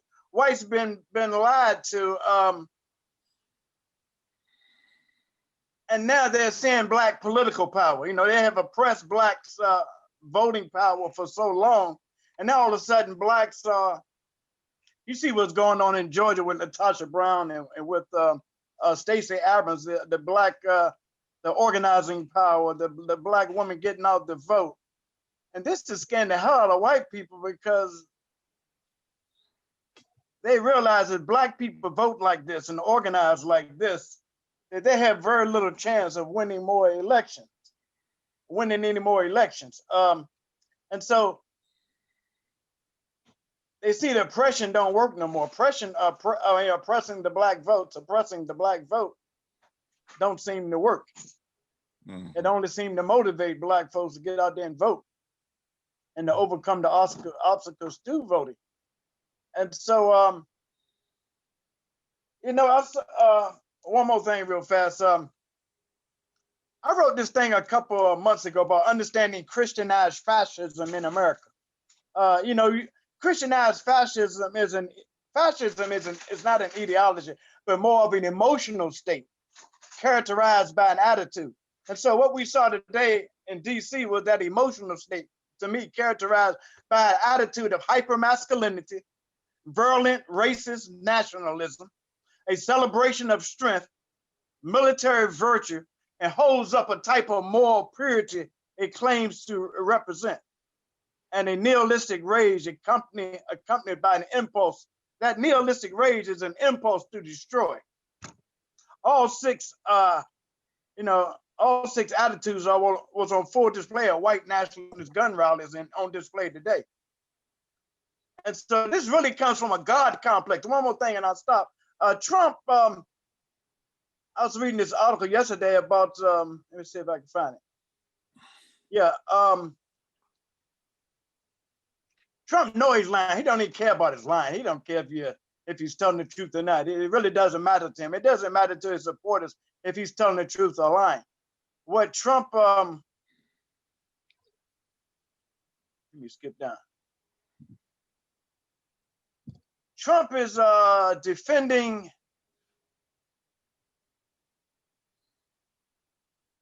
oh man, I'm trying to find it right fast. Hey, Damani, can you hold your point and let Katabasi go? Oh yeah. And then Brother Kalahari after him, and then we'll come back to you. Did someone else want to jump in? Just raise your hand, on the chat thing. All right, Kat, go ahead. Yeah, I think what we're witnessing is a fairly multi-level approach to Trumpism. I think Trump's agenda is to take power, retain power, enrich himself, move the country more towards an oligarchy like something they've got in Russia. And I think that was his ultimate agenda. And in order to accomplish that, he had to draw in the masses of people out there. And what he used to draw them in was the aspect of the foreigner, the rapist. And of course, Black people are always victimized in this culture, and making the argument that somehow or another Blacks were getting something that we didn't deserve, something that we hadn't worked for. And of course, in this country, that's a very galvanizing issue, because there's this overriding fear of Black people gaining equality, and by virtue of that, they will lose ground. They will lose power. Right. They will lose opportunities for jobs and things like that were kind of set. Sister Bobby touched on that. These things were like set aside for them by the government, and gradually they see all these things eroding and falling away, and they don't have the confidence that they can compete in a fair and equitable society. But it is their white privilege that should garner them all the advantages that the society can provide. And so, so now you have all these very fanatical people out there portraying themselves as patriot, viewing the United States as the last haven for white people. A lot of these people believe that Europe has been lost with all the Muslims and the North Africans and some of the others, and that America remains that lone bastion of white governance, and they are committed to trying to uphold that.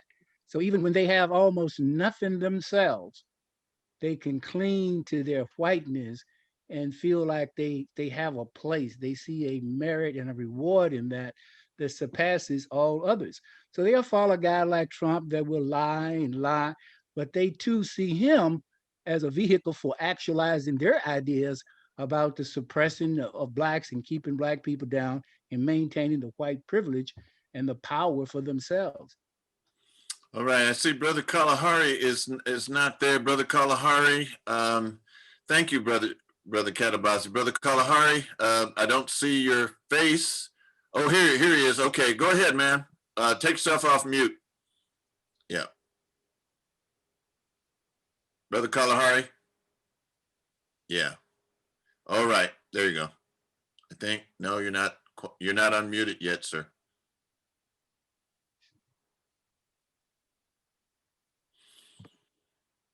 As Brother Kalahari is getting himself ready, Brother Damani, go ahead. I cut you off on your last point, and then No problem. I don't know who else was next. Yeah, this article I was reading on the internet is talking about Trump is defending prestige alone. He's defending his prestige, right?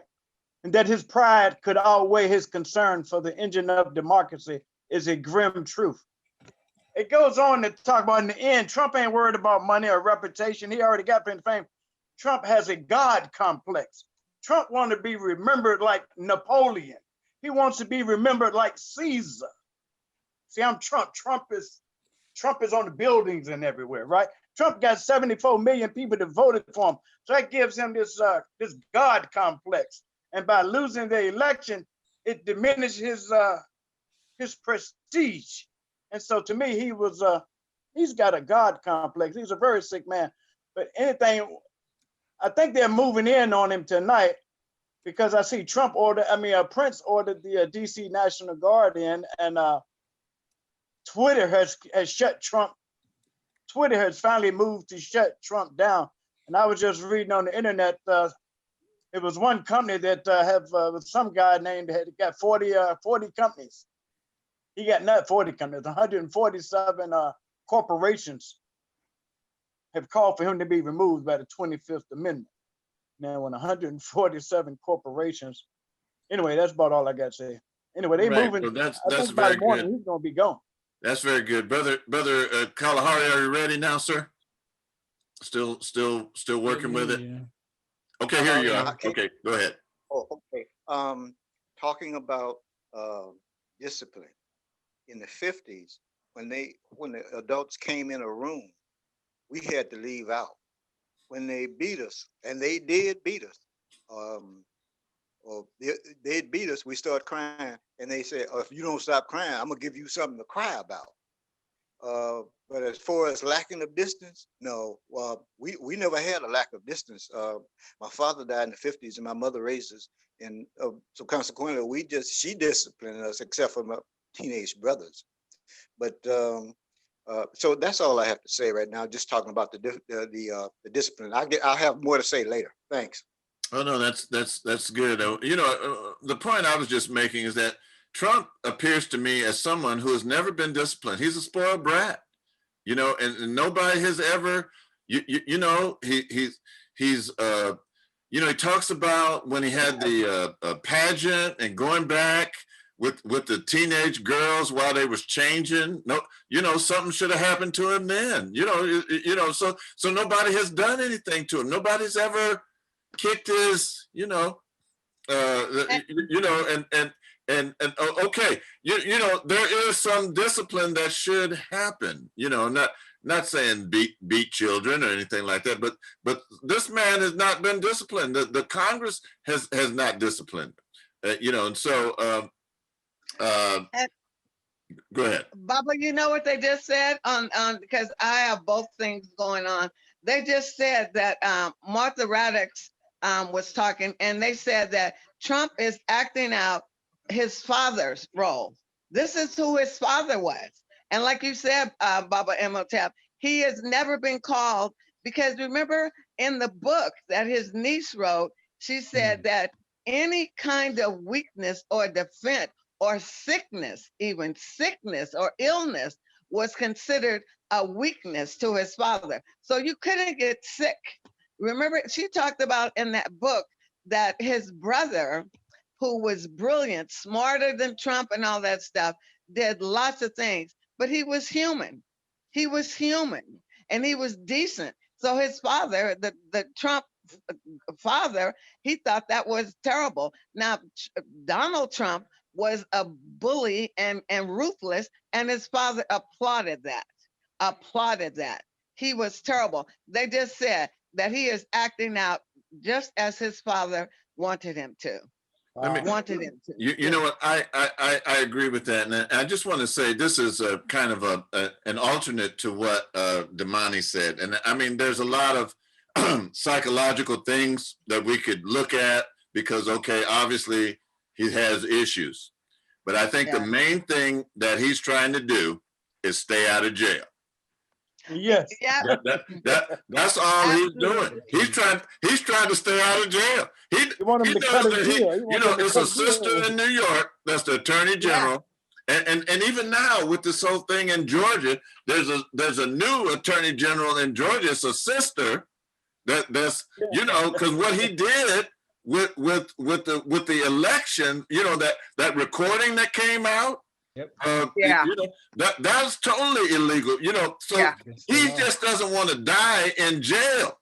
And that's what we're saying. I don't know if we need to get into all the deep psychological things. Okay, yes, this man is flawed, but the basic thing is he's trying to stay out of jail.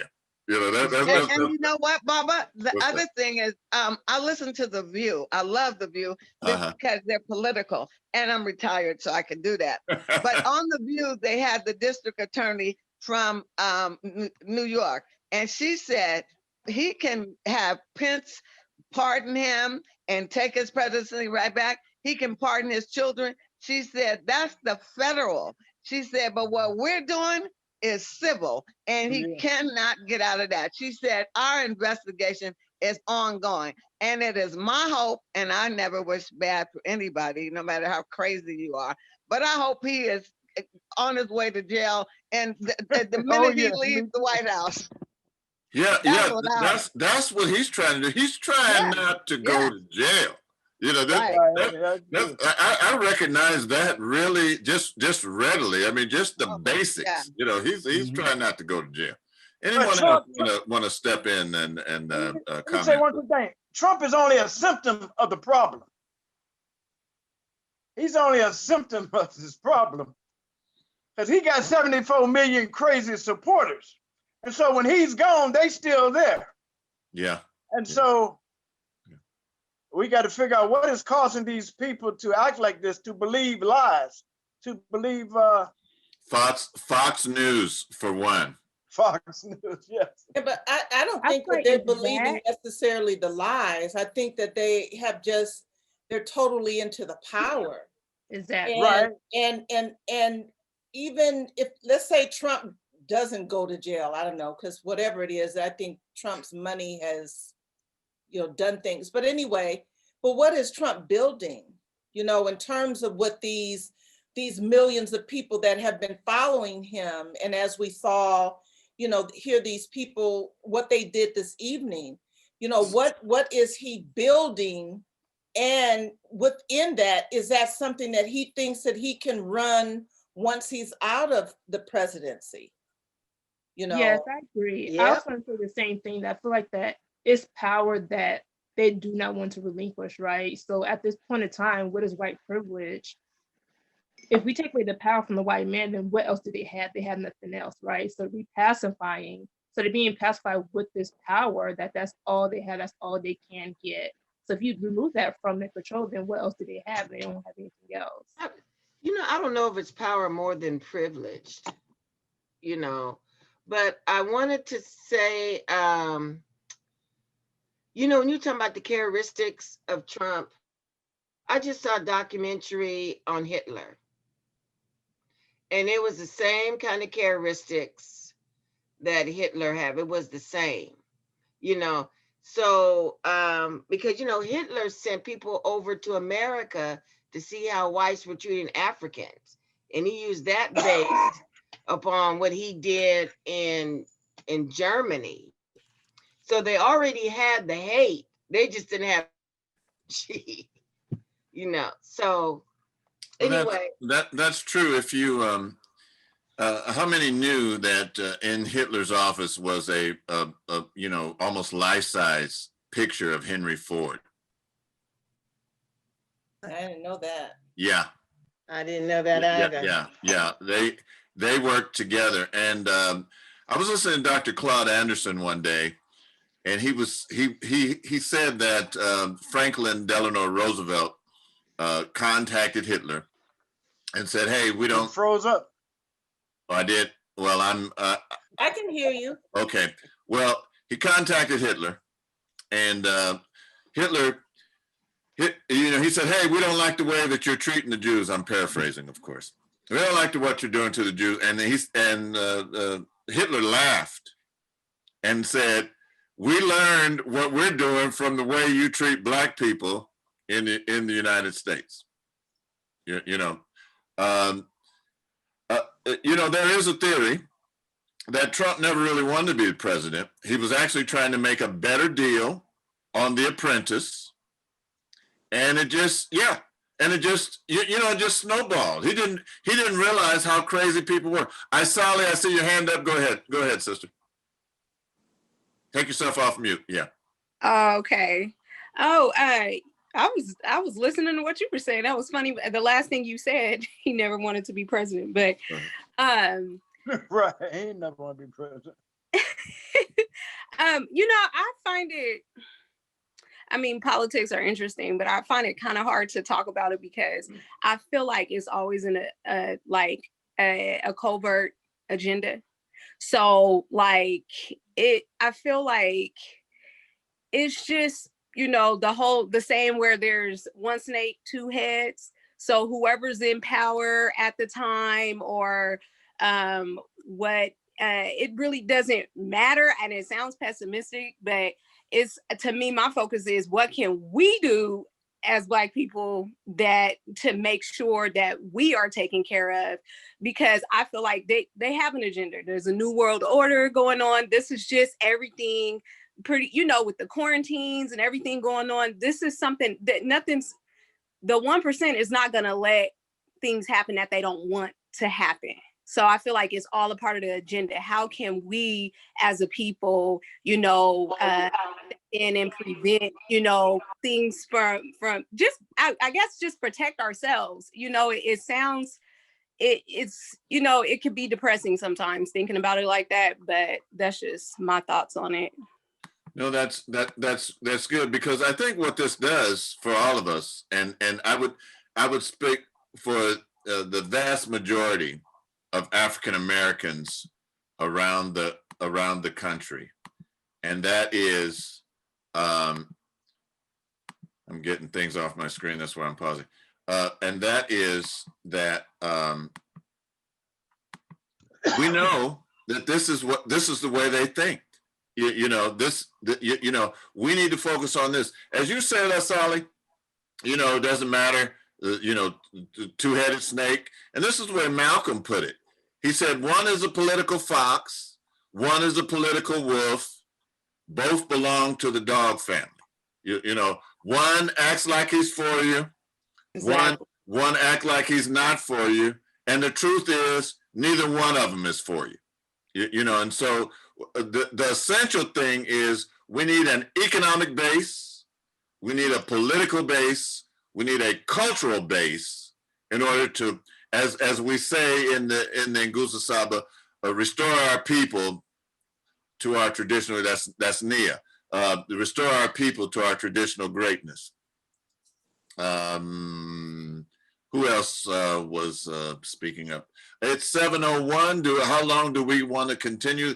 WOW goes to 7:30. Do we have enough material to go to 7:30, or should we break now? I mean, we go ahead, Debbie. You got something you're going to say? I do. So okay. On Sunday mornings at 9, we are, we're civilization, and one of the things that I think we're talking about, I'm just in for like a minute, but it's about economic development. And so one of the things, because Bill is actually doing this chapter right now, so you know that there's a huge focus on the benefits of using electronic and social media. And so when we talk about, like one of the things I think about all the time is as we create this base, how difficult it has been for us to maintain, because people try to tear it down. But because now we live in an age in a media where we literally will exist virtually, that we have now, I think, a more solid method and way to create that kind of sense of wealth and unity that would be very, very difficult to destroy. Like you can come down and burn down a block, but the internet is so wide ranging, and the network that we should have, that we will have, let me just rephrase it, that we will have, will be so great and far reaching and have such depth. And, like, you shouldn't ever have just one person do any one thing. You should always have many. And so anyway, I was just thinking about what Bill said, because we were talking about many of the tenets that they said were like, they need to be updated, because this is a whole new method and means of communication and existence. I was just thinking about that when Sally said that. I agree. You know, that's something right out of 2000 Seasons. And those of you that, one of the holy books I will say is 2000 Seasons by Ayikwe Arma. One of the things that he says, and I want to share my screen and just put up this picture before I say this, because I'm trying to see this picture, everyone. Yay! Yep. So someone sent me that as well. This sister in the middle. Yeah. Stacey Abrams. Yep. That did woman a was working. tremendous hard-working sister. Did tremendous work. They cheated her out of the election. They're really good with voter suppression. They've been at it a while, and they are really good with it, particularly in the South. Go ahead.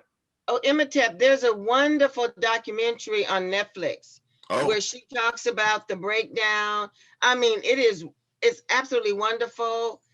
And I'm gonna try to find it. Democracy, something that's on Netflix, and she really narrates it, and she really goes into detail how it was stolen from her by Kemp. I think that's his name. Yes. Yes. Yes. So I'll try to find it. If anybody has Netflix. So anyway, okay, go ahead. I'm sorry. You know what I just wanted to say, and the reason why this is so the fullness of this is showing that they're from HBCUs. Jay. And this is probably going to stop the funding to HBCUs. Never fist forever. Yeah, fist. Ra is an alum. My son Ra is an alum of Howard. He said when he found out that Kamala was going to be the vice president, he says my degree just went up. And then of course this brother here, Warnock, is that his name? Yep, yeah. Warnock. Yes. Yeah, he is a Morehouse man, following the footsteps of the Reverend Dr. Martin Luther King. And he was born in '69, the year after Martin Luther King was assassinated. The reason why I show these individuals is that in 2000 Seasons, it says, no one spring changes the desert. The desert remains, the spring runs dry. And so in order to not coach the desert, but to overwhelm the desert. The waters of life must flow together. And this is the unity that we're talking about, that Debbie mentioned. And this is the unity that others have alluded to. You know, us flowing together, not as Christians, not as Muslims, not as society people, not as, you know, poor people, but just as African people coming together. That's how we overwhelm the desert. That's how we overwhelm, you know, bring down the barriers that all these different things that he also says in 2000 Seasons, beware the destroyers. It is their method to cut off different parts of the body and call each falling piece a creature unto itself. So there's no difference. Like, I used to really think, how crazy. Okay, they were saying Barack Obama, you know, and even African Americans were saying Barack Obama, his father was Kenyan, as if Kenyans weren't discriminated. You know, like they have some special. You know what I mean? So we need to break down all barriers that deny us unity in our minds, all barriers that are in our system. What I sadly said is true. They're going to do this. This is what they do. This is just another example to us, because we all can say, and they're saying it on the news, if this were black people doing this, you know, look what happened when Huey and the Panthers went to the Capitol. They didn't have their guns loaded, and they changed. Did the NRA come to their aid? Nope. They changed the gun laws. That's right. And speed it forward. You find out that some Russian woman, some femme fatale, you know, is using the NRA for the purposes of Moscow. You guys remember that story? Yep. No, I sure do.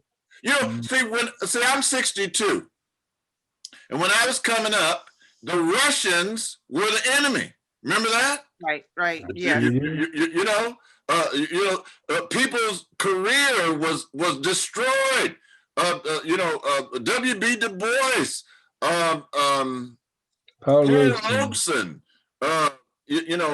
others. Their career, you know, even if you were suspected of having communist sympathies, your life, your career was destroyed.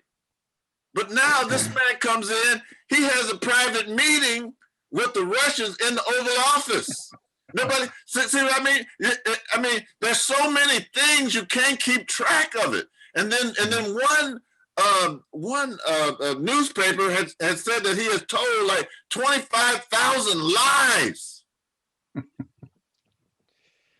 25,000 lies, but yet that's okay. You know what? Somebody asked President Johnson, they said, why do poor whites, vote against their interest? And his response, I'm paraphrasing it, his response was, if you could convince the lowest white man that he's higher than the most educated black man, you can pick his pockets. Yep. He said, and even if he says, hell, he'll turn his pockets out to you. And this goes back, Bobby, you started this. This goes back to Bobby's first presentation to us on Black Knowledge Matters, where she talked about the Bacon Rebellion. And what the Bacon Rebellion was, it was black people, poor whites, Native Americans getting together, forming a coalition that the 1% noticed that they cannot allow Because if those people got together, the 1% wouldn't have somebody. Okay, Bobby put the right to vote. It's a Netflix. Stacey Adams, whose vote counts? Explain the right to vote. So that's the program that she was talking about on Netflix. Let me stop rambling. If there's any other comments before I get hoarse, and I would like for us to end with a prayer. I would like for us to pray.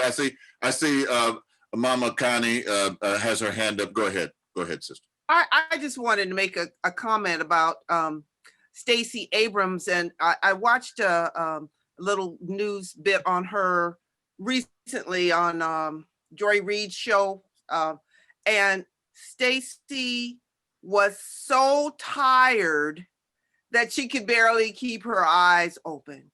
But what she brought together, I mean, it wasn't just her, it was a coalition of so many groups of people and multicultural.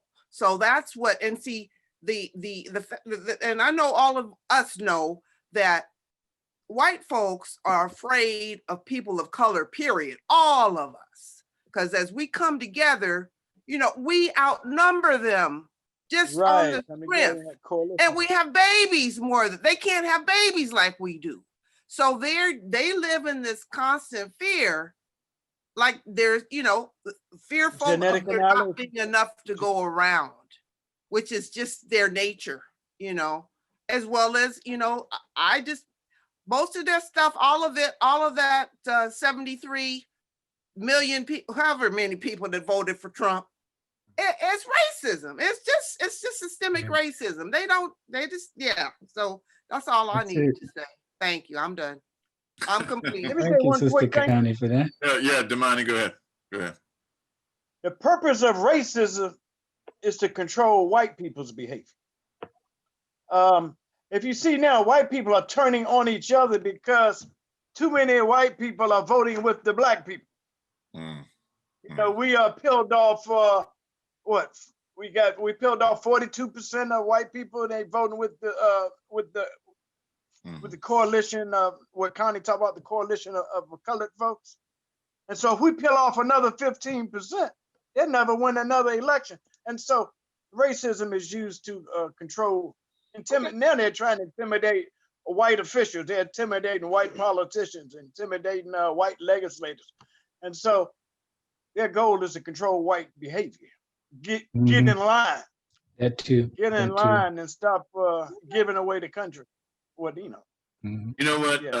I heard Dr. Amos Wilson, and when I mentioned Dr. Amos Wilson, I see Minister Alicia and Brother Damani here introduced me to Dr. Amos Wilson. One of Dr. Amos Wilson's quotes is, "There's not too many people in the world. There's too many greedy people in the world." Think about America, the United States of America, only being 6% of the world's population, and using, I don't know, it's some large percentage of the natural resources. It's not too many people. There's too many greedy people in the world. Anyway, it's 7:15. I see Bobby somebody has put something in the chat. Somebody said amen. Amen. Amen. That's what it was funny. My sons, when we would sit down to eat, and so my oldest son is named Ra, and when they were little boys, and sometimes Ra would start eating, and then Kaba would look over to him and says, "Amen, Ra." Like we're supposed to pray first. He would say, "Amen, Ra." So right now, as we close, and actually we were supposed to open this segment of the Women of Wosay, which I want to thank them for letting us extend into their time, and they're going to be meeting next week at 6:30. And next week also, Miss Mariana is going to be presenting, and she's going to be talking about her topic is an introduction to safety and survival culture. Miss Mariana is a survivalist. You know, she tells you how to, you know, put away your food and, you know, just all survival tactics, which, I mean, as things are going, we might want to pay attention to what she's putting out. And I just want to say, this is she didn't ask me to do this, but I remember one time it was her birthday, and she said, "Don't give me any birthday gifts." She was staying at a house that had a park in front of her house, and she organized people to bring things for the unhomed people. She doesn't use the word homeless to distribute out. And we actually had one of our WOSE members who grew up in WOSE. Him and his girlfriend were out on the street, and she took it upon herself to provide that young sister with feminine hygiene products and you know, all of the things that she needed. And eventually that sister got into some housing.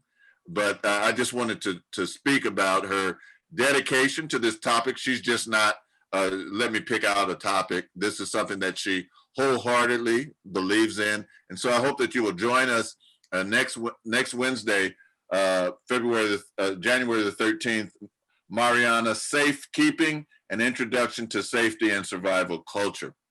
And now, if we could just quiet ourselves, and I'm going to open it up. If someone would like to begin our prayer, and the next one, and the next one, and we'll know when to close the prayer. With every eye closed and every head bowed, let us pray.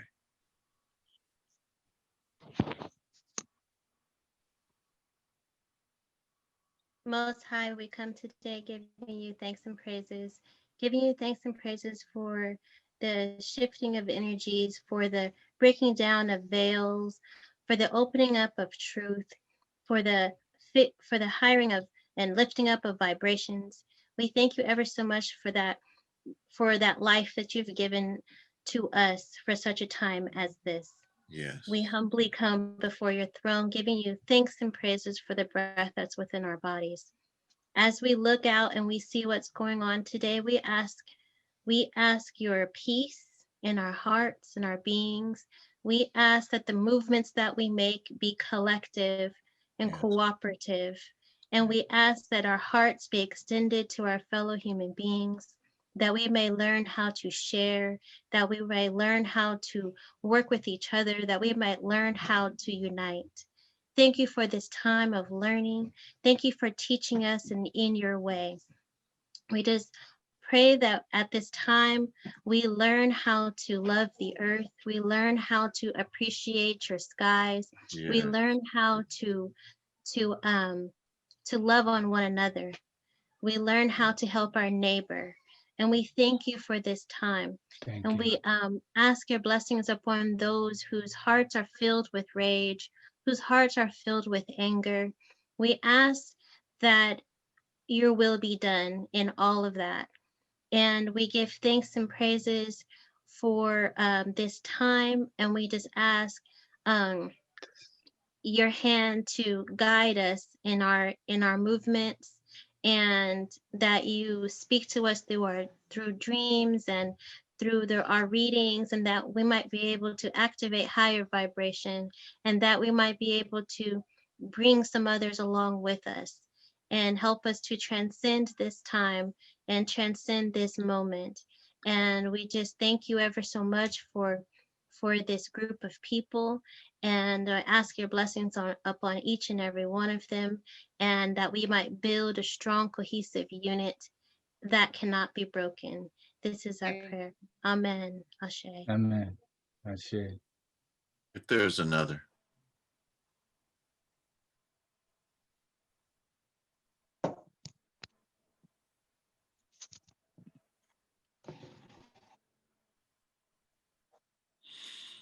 Heavenly Father, Divine Mother, Divine Indweller of every heart and mind, we thank you for this meeting, this virtual meeting, this spiritual meeting, this intellectual meeting, this uplifting meeting. We thank you for the presenter. We thank you for the information that was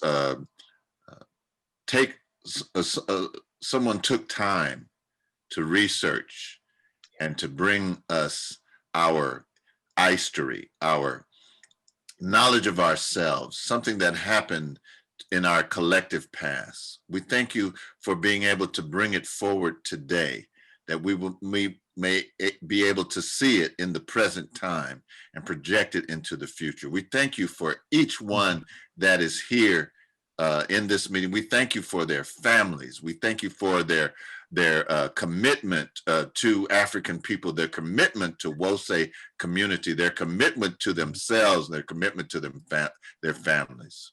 We thank you, dear God, for sending, bringing together so many beautiful people to Wose community from around the country and from around the world. We pray, dear God, for divine protection, that we know this system is against us, that many of us have been ripped by racism's razor.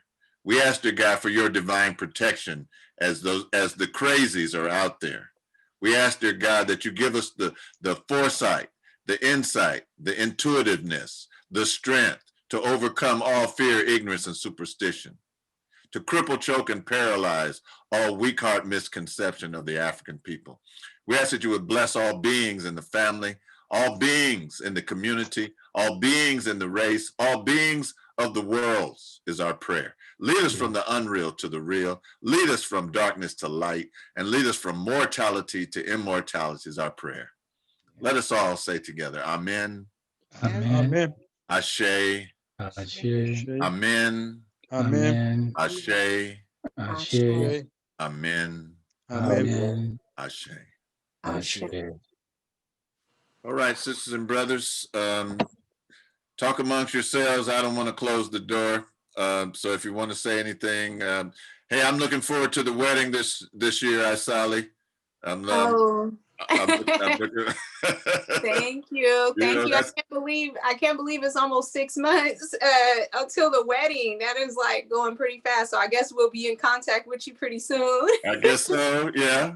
We're, everything's going to be great. Everything's going to be fine. It's going to be just like you pictured. You know, it's going to be Irie. You know, it's going to be Irie. So. Thank you. If we don't have it at the venue, we'll have it at our backyard, wherever we need to. So it's still going on July 24th. True. All right. And Bobby, excellent job.